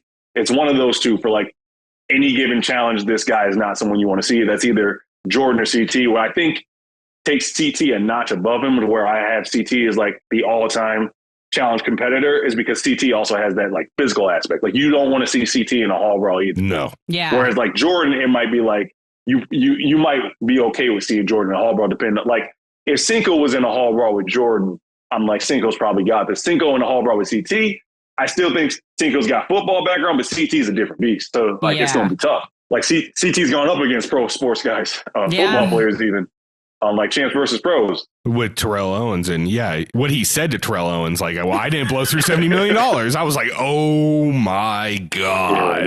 CT is fearless, man. That dude is a dog, and I love that. Yeah, don't be ruthless. Fuck that shit. Well, I mean, you brought him up earlier too in the Zach Nichols podcast with when they had Fessy, Pierre. Pierre and Zach are the host, and I'll talk to you about them here in a little bit. They're good guys. I've talked to Pierre a couple times, but Pierre's cool. But when they asked about the prime CT versus Fessy in a hall brawl, I asked Pierre about that a couple weeks ago when he was on our show, and I was like, "Who do you think?" And we took it out because we knew he was going to talk to him, but I really think CT might give it to Fessy. Prime CT against prime Fessy. Like that. Like I don't think people like. There's very few people that have like that switch. Yes. Thank you. CT, when he flips that switch, like it's something different. Like, yeah. Like, I don't know that anybody wants to see that man when that switch is flipped, especially definitely not in something physical. Like maybe like one of the more like carnival style games. Sure. But in something physical, I don't know that anybody wants to see that man in something physical when that switch is flipped. Not a prime CT. No. Like Rivals 1 with the dugout thing where he freaking just absolutely choo-chooed Tyler and Bananas. Like two full-grown men just laid him out with one hit. No, you don't want to mess with that. I don't fear no man, but I also pick my fucking battles. Like, nah. Come on now. Yep, exactly. So here's my thing. I think Fessy would actually have a much better chance in a hall brawl against CT, prime CT, than he would again like a pole wrestle or even a balls in. Yes. Yeah. Agreed. Hall brawl, I think, is Fessy's best chance to beat CT in a physical competition. Yeah. Balls in, I'll give Fessy credit. He's more agile than I think I gave him credit for being as big as he is. He's pretty agile. So I think balls in, he would actually probably be solid. And so I think that would be a good fight. Pole wrestle, I would probably give the nod to CT. Yeah. Unless Fessy, even if Fessy gets on top of him, CT's like almost as big as you. So like, it's not going to be like when Fessy did the pole wrestle with Jordan. No, like that was just not even fair. Yeah, I was like, Jordan's got, one hand and he's like half the size of Fessy. I don't really know how Jordan could come out of that a winner. But he gave it the best. He gave it a great fight. He pulled his shoulder out. Wasn't that the one where he pulled his shoulder out? And then he still came out and watched the rest of the girls do their elimination. Like, I have so much respect for him. Jordan's got heart. And I like the growth of Jordan as like, I know we say character, but these aren't characters, these are people. But I like seeing his growth because on his earlier seasons, I think Jordan was definitely kind of cocky. Yeah. Yes. I still think he's very confident now, but he was kind of cocky and kind of arrogant. But now it seems like he's maturing more. You're seeing him be more of you can just see the maturity in him, and I think that's cool to kind of see. You see the same thing with CT. Exactly, and it's cool to see that kind of character arc with some of these competitors. Well, and tying you into this as well, I think one of the true tests of anyone on the challenge isn't what they say in the confessionals. It's what they say during like the competitions or the eliminations. It's those live ad libs that you get. And I think that's something that you're really good at. And that's something that, like, speaking of Jordan, he's gotten really good at. Like, there's a part, and I think it was last season, where someone got ahead of him. They were behind. He's like, you guys better fucking run. We're going to catch you. And it just fucking killed me. Yeah. You know what I mean? Oh yeah. No, like you can talk a little bit of shit when you like competing. Like, I was literally playing pickup today and some gangly motherfucker tried talking to me. I was like, have you lost your fucking mind? I will embarrass you out here. And I'm coming off an Achilles injury. Like, I remember he fouled me like, look, my arm's still purple. I was like, I'm like, it's not even supposed to show up on me if I get hurt. Like, I got SPF black. Like, it doesn't show up. But like my arm is still purple and shit. And so like, I remember he said something to me. He was like, really? You called a foul? I was like, bro, I haven't called a foul all game. I literally couldn't get my arm up because you smacked the shit out of me. So I was like if I get pissed when I'm playing ball, oh my gosh, I'm straight killer. So I literally was like, you know what? Give me the ball. You come guard me. Everybody else get the fuck out of the way.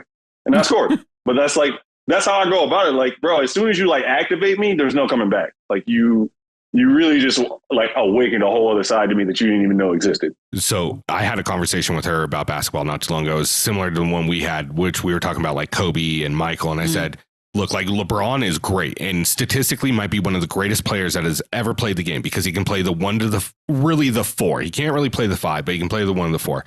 But there's players like Michael Jordan and Kobe that just have a different mentality when they played. And I showed her the video from when they were on the Team USA and they played Spain. And Kobe told them all, I'm going to run right into Paul Gasol's fucking chest. And then did it. There's a different level in competitiveness. Like, you get what I'm saying when I was like, I wanted to punch through the glass because if I win, that sends a message. Like, there's something about kind of sending a message in the competition atmosphere. Like, there's definitely a psychological aspect where like if you send that message and it fucking sticks, people aren't going to fuck with you. Yeah. But you also got to be, you got to be confident and you have to be competitive and skilled enough to be able to send that message. Yeah. So like, that's an aspect of this like sports and competitive nature that I think, it's funny. I watched The Last Dance with my mom and, she was talking about like Michael Jordan getting in the fight with like Steve Kerr or like punching Steve Kerr in the face. Yeah. She looked at me and she was like, that sounded like you. And I was like, Mom, which I haven't gotten in a fight with any of my teammate. I never put my hands on teammate. I did throw a kid to the ground once on an opposing team though. Because he was like, we were playing so before the high school season starts, you'll have like kind of these summer exhibitions. Mm-hmm. And there was this kid, I don't even remember his name, but I knew what school he went to. He went to Delton Kellogg. And he wasn't even playing defense. He was just grabbing me. And I told the ref, I was like, ref, you need to check him, man. And the ref was like, hey, I'll keep an eye out for it. But these are like summer league refs. They don't care. They don't care. No. Yeah. I'm pretty sure he was just wearing a ref t-shirt, some gym shorts. He looked like he was about to play as soon as this was done. Like, he was really from Foot Locker. Yeah, like he wasn't a legit ref. He had to go get a paycheck after this. Like, yeah. But yeah, so like the kid like just keeps grabbing me. I go up to the ref again. I was like, he's got one more. He's got one more. I usually give the people like 3 warnings. I'm gonna ask, I'm gonna tell, and then I'm gonna make you. Yeah. And I was like, I've asked, and now I'm telling you again. If he does it again, so like he came up to me and he started wrapping me up again. I literally grabbed the kid and slammed him to the ground. And then my dad was there and he was watching, and my dad knows when like the switch is flipped. So like I was standing over the kid and my dad just screams, no.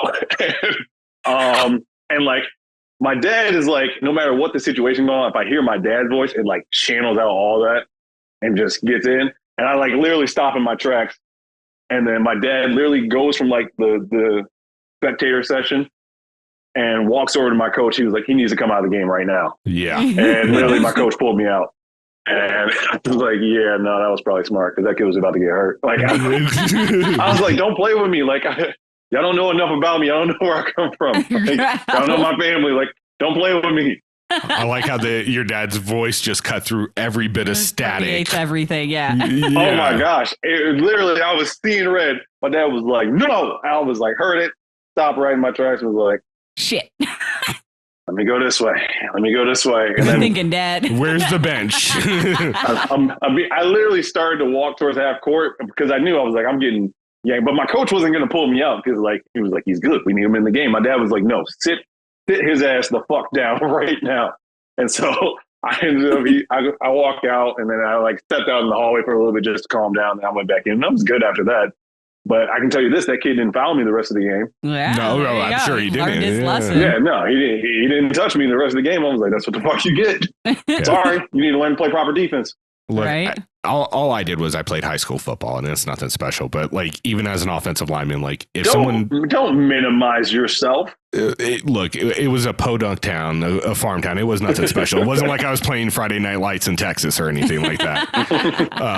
Like most of the guys that are on the team, I think I'll give credit. One guy did go to the NFL, but he was physically gifted beyond everybody else, and that's one thing. But even as an offensive lineman, if someone plays a little bit dirty, there's little things you do. And I'm not saying I was a dirty player, but like, you know, you might block underneath the face mask a little bit. You know what I mean? You might come in there with a hard punch to the armpit. You know what I mean? Yeah. You got to do what you got to do. Sometimes you got to let somebody know you're there. You know, it's just a little, a little reminder like, hey, I'm still here. Oh, yeah. You know, just a little something. Well, and people forget, like, we're also from the generation of, like, watching Gary Payton play. You know what I mean? Who all only talk shit and played hard as fuck. You know what I mean?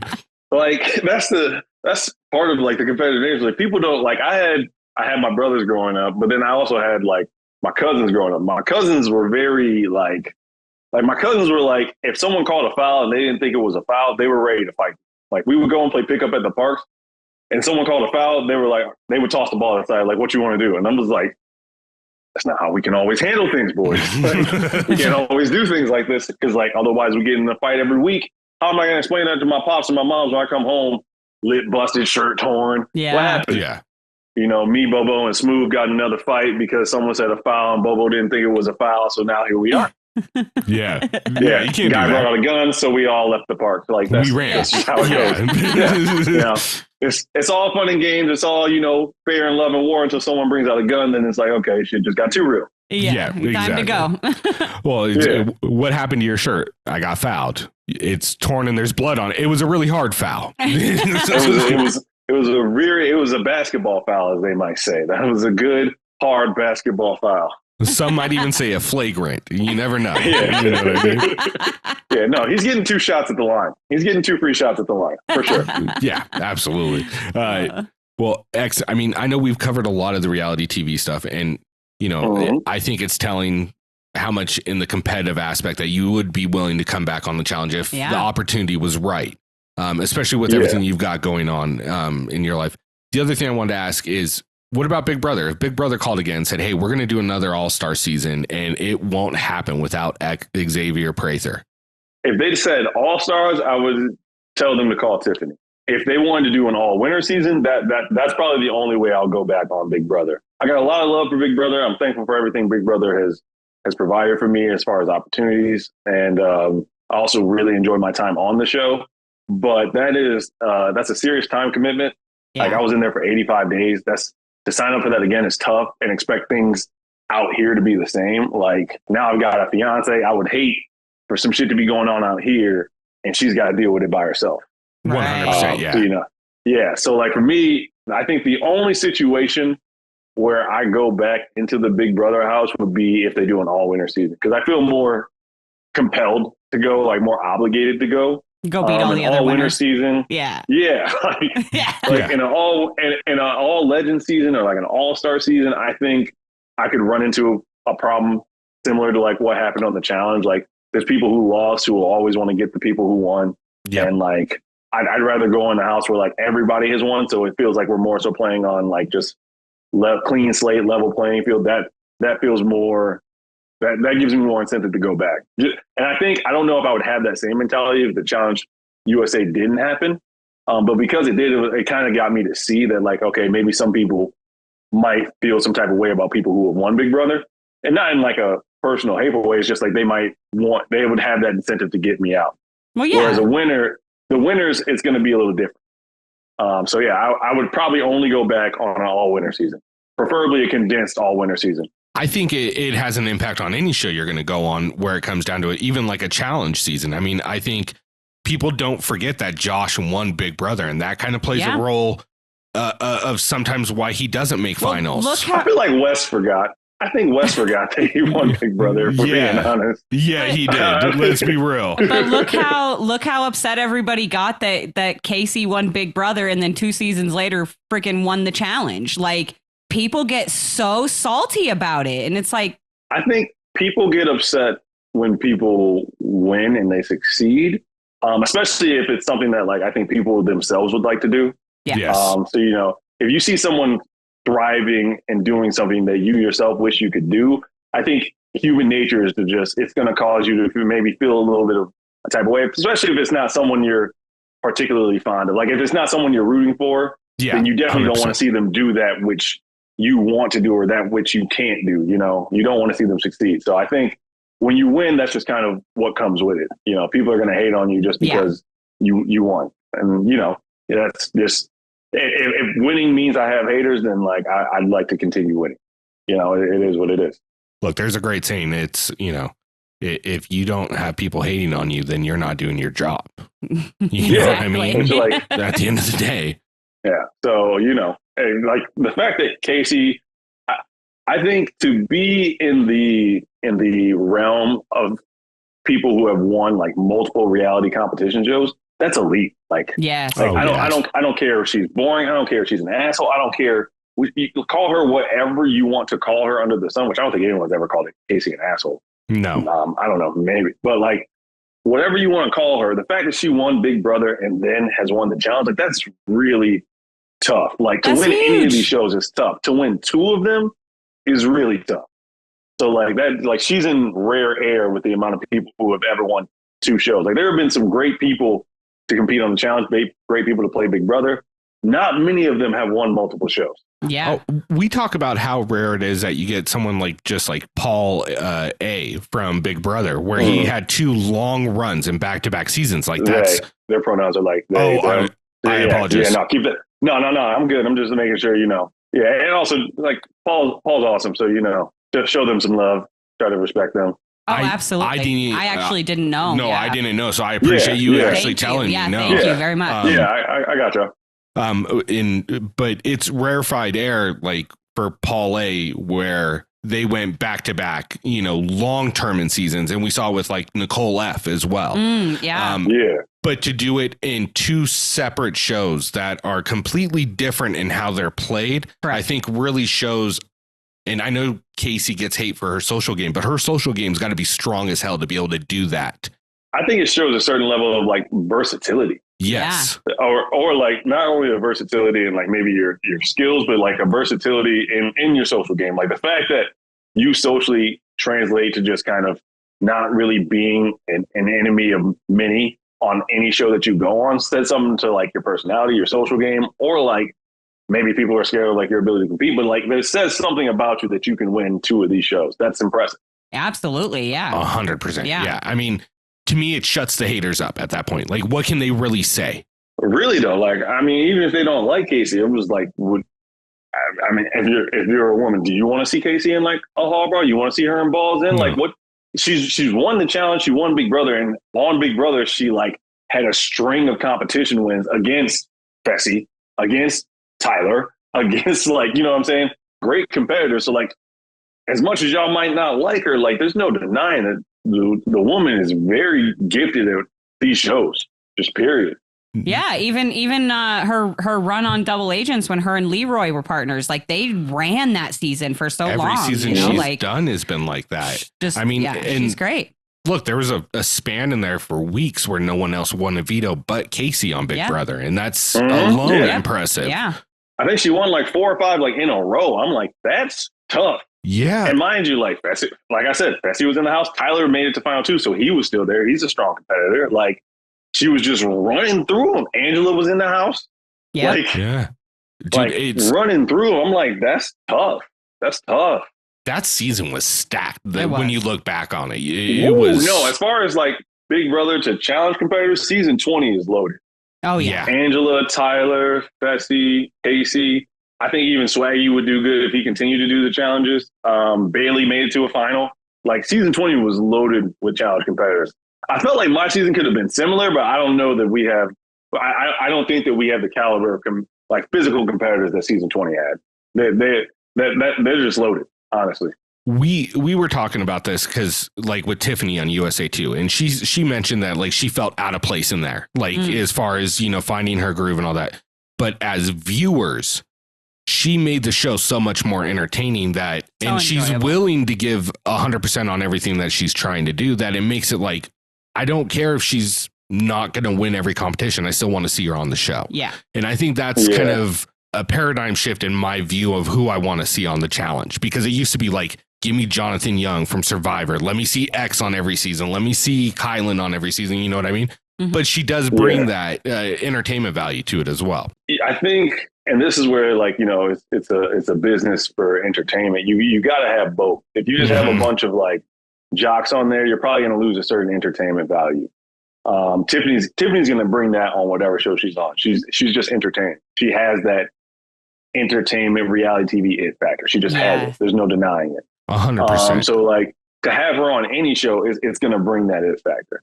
And that's what she's like on the Challenge USA. I saw her elimination against Michaela. It's Michaela.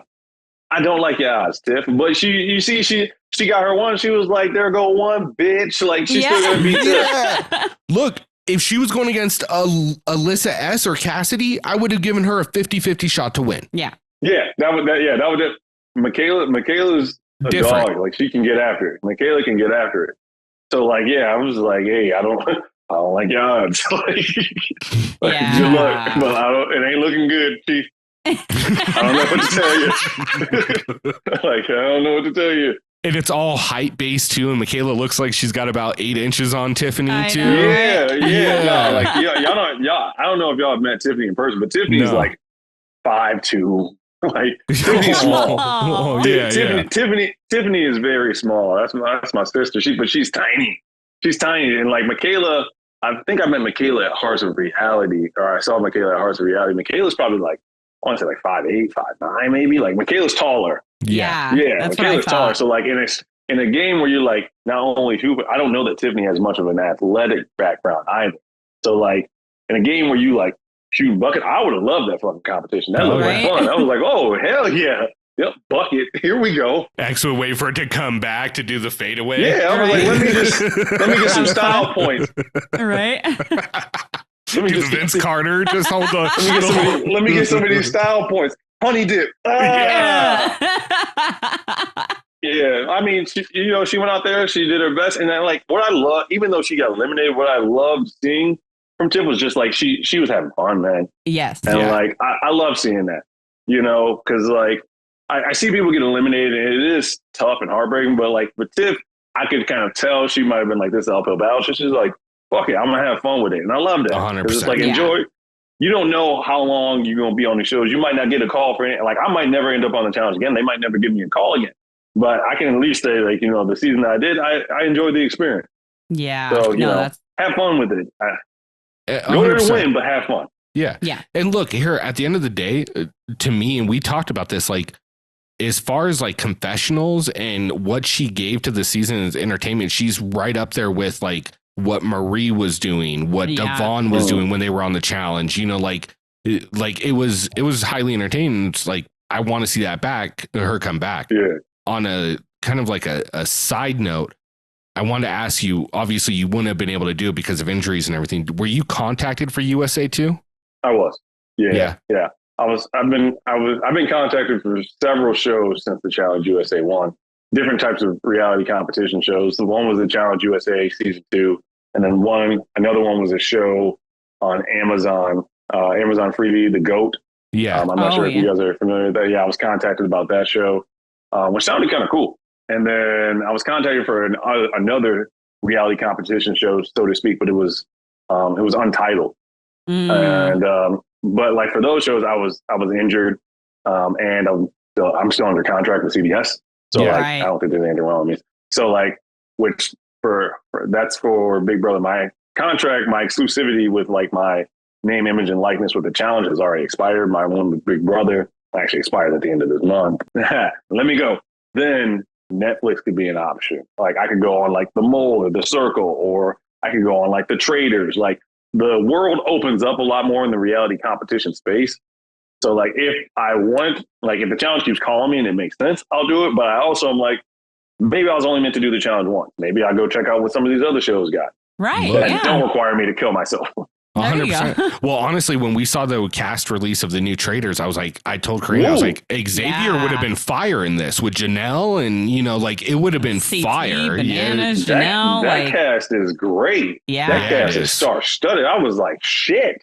I'm excited. Let me get on the Traders. This looks fun. Right? That's a great cast. That's a great cast. Yeah, I mean, and look, we've kind of talked about this, and we'll start wrapping this up here pretty quickly because I know we've already had you on for quite a bit of time, and we appreciate it, Xavier. Not uncharacteristic of us three. We just chop it up. No, not at all. We'll just, I mean, like, honestly, we'd probably keep this going for even longer if we didn't have to go take care of kids. But yeah. Oh gosh, shucks. Screw you guys for being great parents. The nerve. Well, I hope you know the joy here soon. we're gonna take our time with that. We're gonna take our time with that. No, I'm talking about later. That's something that's in the future, but it's just, we gotta get married first. There's steps. Steps to it. Yeah. I feel that you probably have a very similar relationship as I do with her, where like you can make some off-color jokes that she'll get the humor in, because every once in a while I'll look at her and be like, I'm gonna go get a pack of Camels and a gallon of milk. I'll see you later. Yep. Yeah. We have our own secret code. Yeah. Like, sometimes just a nod. We might be out. It's almost that time to go. I'll be like, that look, we got to go. Yeah. Look, I'm going to meet you at the door. Peace. Oh, yeah. Good to see you. Oh, my God. Yeah. We don't even say bye. We just sneak out now. Like, sometimes, just go AWOL. That's the best way. You just dip. If we are out, we will disappear. Like, if we go like out to like a bar or something where we're with friends and it's getting about that time and we just are ready to go, I'm like, I don't feel obligated to tell my friend. I'll text them that I'm back home maybe. Yeah. But like, other than that, you saw me and then you didn't. Yeah, exactly. Magician. Magic I don't man. give a fuck. Yeah. Dude, that's my go-to. I've been pulling that one since college. Just like in the middle of a best. party Magic and man. just It takes so long to say bye to everybody. It's like I don't want to spend 20 minutes saying bye. And then you're gonna have those friends that are like, Stay. oh no, just stay out for a little bit. Yeah. Come on, have let's one do more drink. Oh no, we're gonna go to the next spot, man. Fuck the drink, fuck the next spot, and fuck y'all for trying to keep me out here. It's way past my bedtime. Like, no, I'm gone. The Bye. next spot is my couch. Yeah. That's where the next spot is. Yeah, like, what do you mean the next spot? No, bro, there's another bar. It's going to be lit. Like, okay, well, I'm about to dim the fuck out of my night. Like, peace. Right? Like, no, ain't no fucking way. Oh, I got that one friend that's like, oh, we're going to all meet up at 9 o'clock. I'm like, what time? We're going to start pre-gaming at 10. What? No, that's bedtime. Oh, yeah, I hate that shit. Like, no, we pregame. We need to pregame around like 8.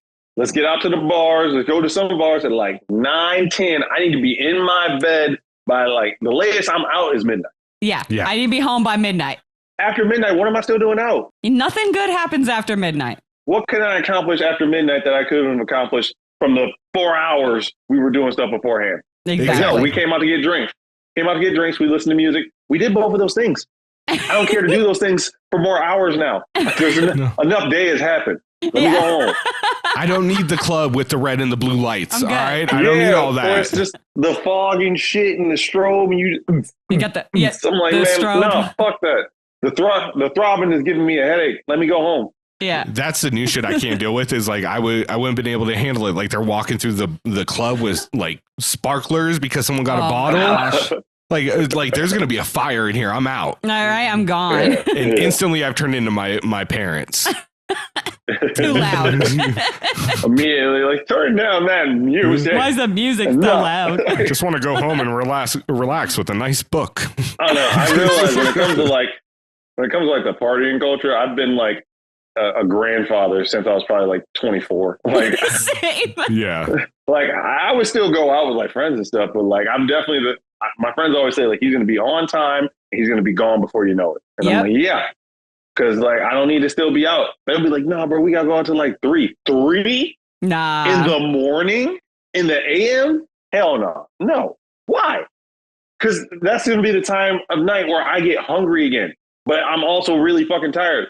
So either I gotta go and make some Hot Pockets and make like 50 of them and feel shitty about myself, or I'm gonna go to bed and my stomach's gonna be growling the whole night, and then it's gonna be hard for me to go to sleep. Exactly. I don't want that. No. I mean, look, I will admit there is the rare occasion that you're out that late and you happen to drive past a McDonald's and they're serving breakfast. That does remedy that situation quite well, but that's a rare deal. See, my boy Mike, he was a big late night Taco Bell fan, and it made me hate Taco Bell. Yeah. I was like, fuck. Oh, I was like, he was like, no, bro, we gotta go get some Taco Bell. I was like, have you actually tried Taco Bell? Like, eat Taco Bell sober. And then I can guarantee you it tastes exactly like that when you're drunk. I promise you. So like, let's not go to Taco Bell. So he was always like, bro, he'd be drunk and just look back. You know what time it is? And I'm like, Mike, we're not going to fucking Taco Bell. We're going home. We're like, fine. See, we were did well with managing money. So it was always like, all right, we got like $5. Let's hit Jack in the Box. Jack in the Box was the one my friends always wanted to do. You get 2 tacos for 99 cents, a little cheeseburger, you're good. I will never step foot into a Jack in the Box for the rest of my life after those nights. It's like drinking Patron. It's never going to happen again. Again, college really shapes who you're going to be as an adult. Like those younger years, they really shape how bitter you're going to be with some establishments when you're an adult. Like I don't touch Taco Bell. I don't touch Fireball. There are certain things I'm just like, no. I refuse. Because when I was younger and it hurt, it was cute and it was fun. These days, it's just going to end up with me on the toilet for 3 hours because my butthole's on fire from Taco Bell. Or I've got this just like sharp pain at the bottom of my throat because I did 5 Fireball shots last night, like a college sorority system. Like, I don't need that. I was out one night, what was this? Probably about a year ago, and I was watching a football game, and the guy next to me, I was just bullshitting with him. He goes, "You want a shot of Jaeger?" I'm like, "Bro, I am 37 years old." No, fuck that. I was like, "No." What was his name? Ethan? Was he wearing a backwards cap with a natty ice in hand? Probably like Chad or something. I don't know. That sounds like a Chad. Yeah. Maybe a Trent Evan, probably. I'm just thinking of like the most just frat boy names I can think of right now. Because someone does like a Jaeger bomb, I was like, all right, you spend too much time at pubs. Like, yeah, you suck. Yeah, you suck. You probably have that body where like you look kind of strong, but you definitely don't do enough cardio. Like at all. that just box body. Yeah. Those and what's the other ones I see? When you see someone with a Red Bull and vodka, it's like, who hurt you? Oh God, yeah. Who hurt you? Red Bull and vodka. So you want to get super drunk, but you don't want to be able to pass out? Right? Why? Like, What's how the much sense does point? that make? Okay, let me do a shot of Hennessy and then drink a coffee. Like, what? Yeah. What do you mean? Like, that doesn't make any sense. No. None. Anyway, we're gonna keep going on this tangent if we let it go. But Yeah, come on, team. We're better than this. Let's lock in. we're gonna get this back in.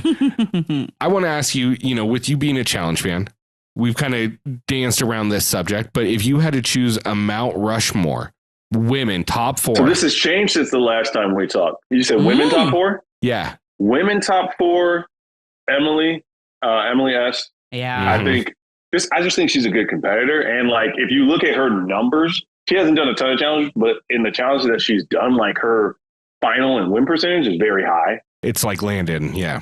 Cara Marie. Laurel. I think Laurel. I'm trying to think. I know Cara Marie won a season, but is that all that she's won? I feel like she made several finals too. She's won 2 and she's made like 9 finals. Yeah. Yeah, I think Cara Marie's got to be up there too. Yeah. Yeah. So I'm gonna do Cara Marie. I was trying to think of the list, and I thought there was someone that might take her spot, but no, I think she's got a spot. So I said Emily, Laurel, Cara Marie, and I feel like there's somebody that I'm forgetting that's big, and I don't know why I'm forgetting them. Part of me wants to throw oh, yes, Evelyn. I was about to say, part of me wants to say Ashley Mitchell just because of what she did to Hunter. It was great, dude. It was so good. It was like that banana Stera moment. It was like the equivalent of that type of energy. But yeah, I would probably throw Evelyn because I knew there was someone I was forgetting. But yeah, so Emily, Laurel, Cara Marie, Evelyn. Honestly, if you went back and won the challenge, I think you and Evelyn would hold the holding of like only lawyers to win the challenge. Yeah. Because I believe she's in law. Evelyn's a lawyer? Yeah, I believe she's in political law. Yeah, she's a lawyer now. That's why she stopped coming back on the show. Yeah. Yeah. It's tough. Yeah. She last I saw, she doesn't post often, but she was posting about like the voter registration and stuff like that that happened down in Georgia, and I get it. It's a tough business to be in and be able to do reality TV as well. Oh yeah. It definitely is. Yeah, I think. Okay, so yeah, Evelyn. I think I've seen several of her seasons, but I know like competitively she's top tier. Oh yeah. I mean, I think the women are a lot tougher to narrow that top 4 because there's a lot of them that are right there, like Ashley Mitchell, Sarah Rice. They're all right there in that little lump together. Yeah, with those 2 wins. Yeah. Now, who do you got for the guys in your top? So for the guys, this I think is changed from the last time we talked. So I would go CT's up there, Banana's there, Wes is there, and then Jordan's there now.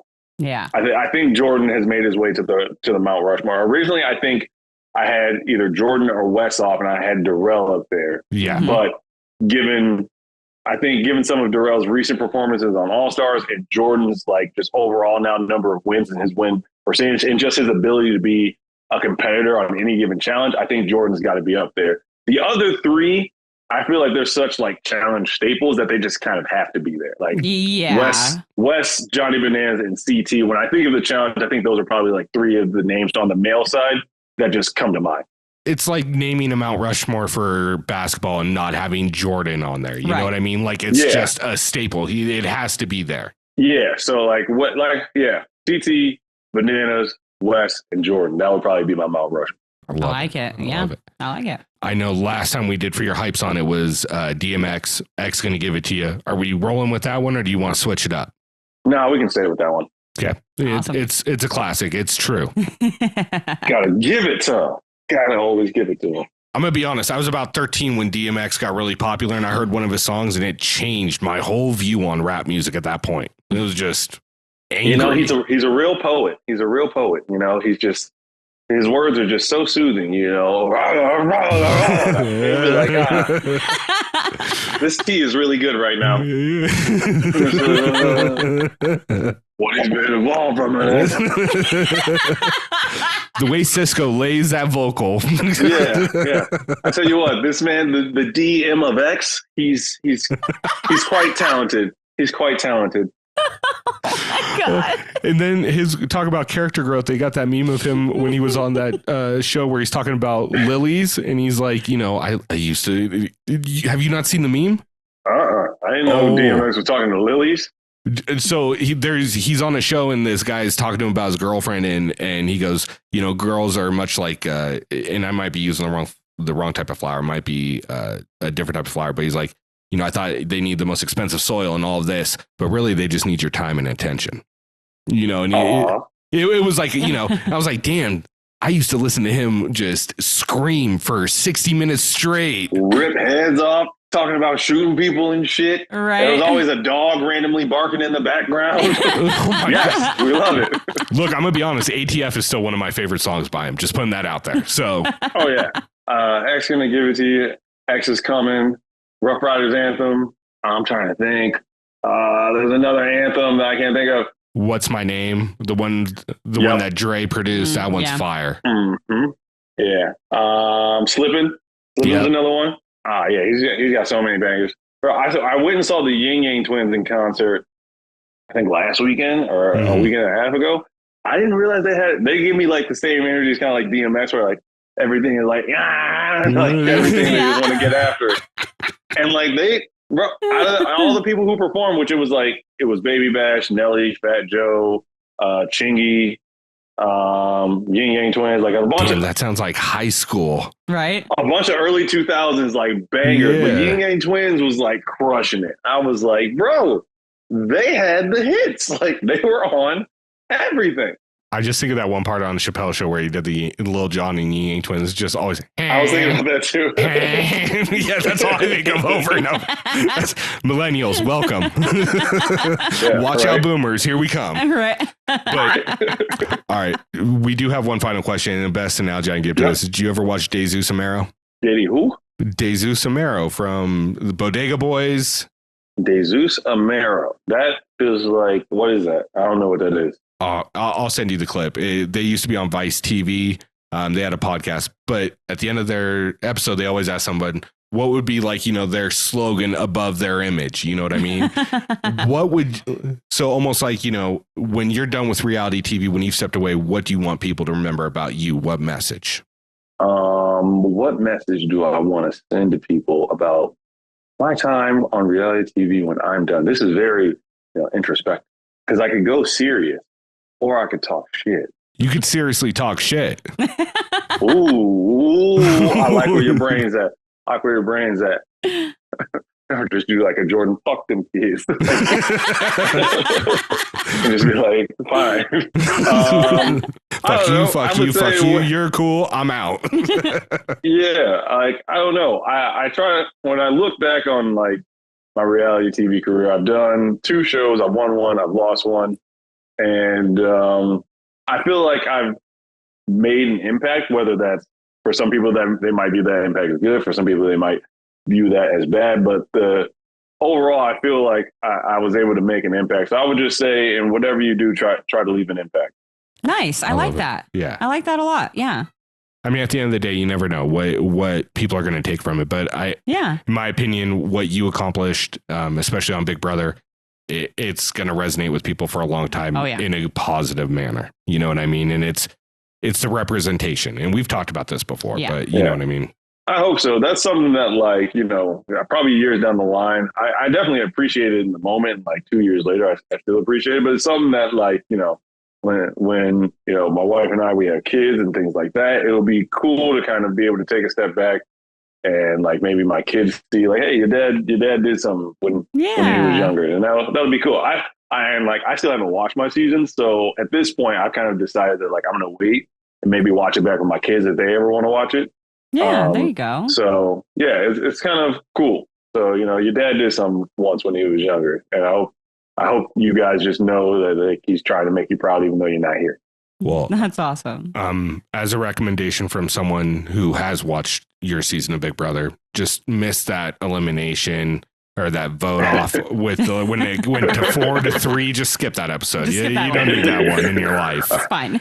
I'll skip that episode. I think I'll just get to like the champagne clean. I think that was probably the next episode because it was Final 3. I know we got champagne that night. It was great.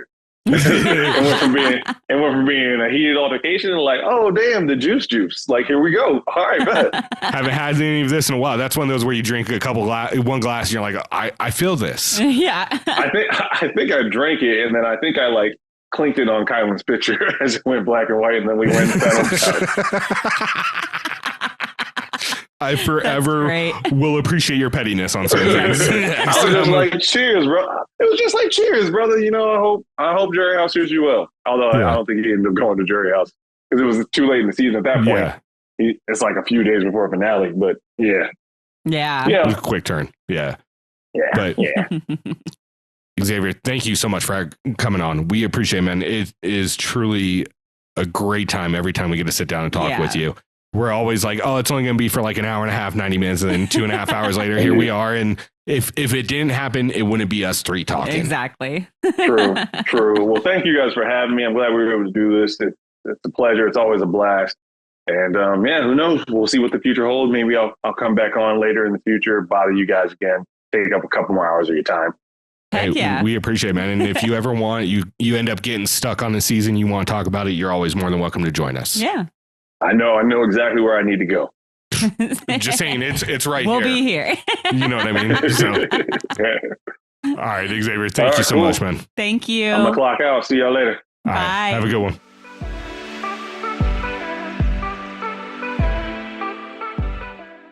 Look, you'll notice that throughout this conversation, he kept referencing the previous time we talked. That's because we did interview Xavier right after he injured his Achilles and his wrist. Yeah. And we were on there with him for about 4.5 hours. Unfortunately, when we went to go edit it, it was a corrupted file. It wouldn't load. That was probably the most regrettable thing to talk to Xavier about, was to say, hey, I know you just spent a shitload of time with us, but we have to start all over now. We have to start all over. We finally got our schedules to align where we were able to have him back on, and just a testament to who he is as a person, just completely communicating with us and being cool with us, and just an all around great guy. And I love him. Yeah. I love Xavier. He's funny, and he's very like different than what I always expected him to be, right? Because you see this handsome man and he's in a suit and he's a lawyer and all this stuff. And then, and then we get to sit down with him and he's like, fuck this and shit that. And I'm going to beat his ass. And, you don't know me. You don't know where I grew up. And it's like, it's just cool to see like a different side to Xavier, because he's definitely presented differently when he's on TV. And so I always enjoy sitting down and just talking shit with him. Letting him just kind of get his thoughts and feelings off his chest about the challenge, about Big Brother. It's always a laugh. It's always fun with him. So 100%, yeah. No, look, to be completely upfront, doing this podcast has afforded us the ability to communicate sometimes with these people. And I wouldn't call really anyone my friend because I just know them digitally on here, but he's one of the few people that I communicate with often about random subjects. He's just a really genuinely great guy. Yeah. And, I enjoy talking to him. And I hope, I know he's got a lot going on in his personal life with, his relationship, his career and all of that. But if the opportunity presents itself, I would love to see him back on the challenge, because I think he would be a phenomenal player given the opportunity and the right type of season. I agree 100%.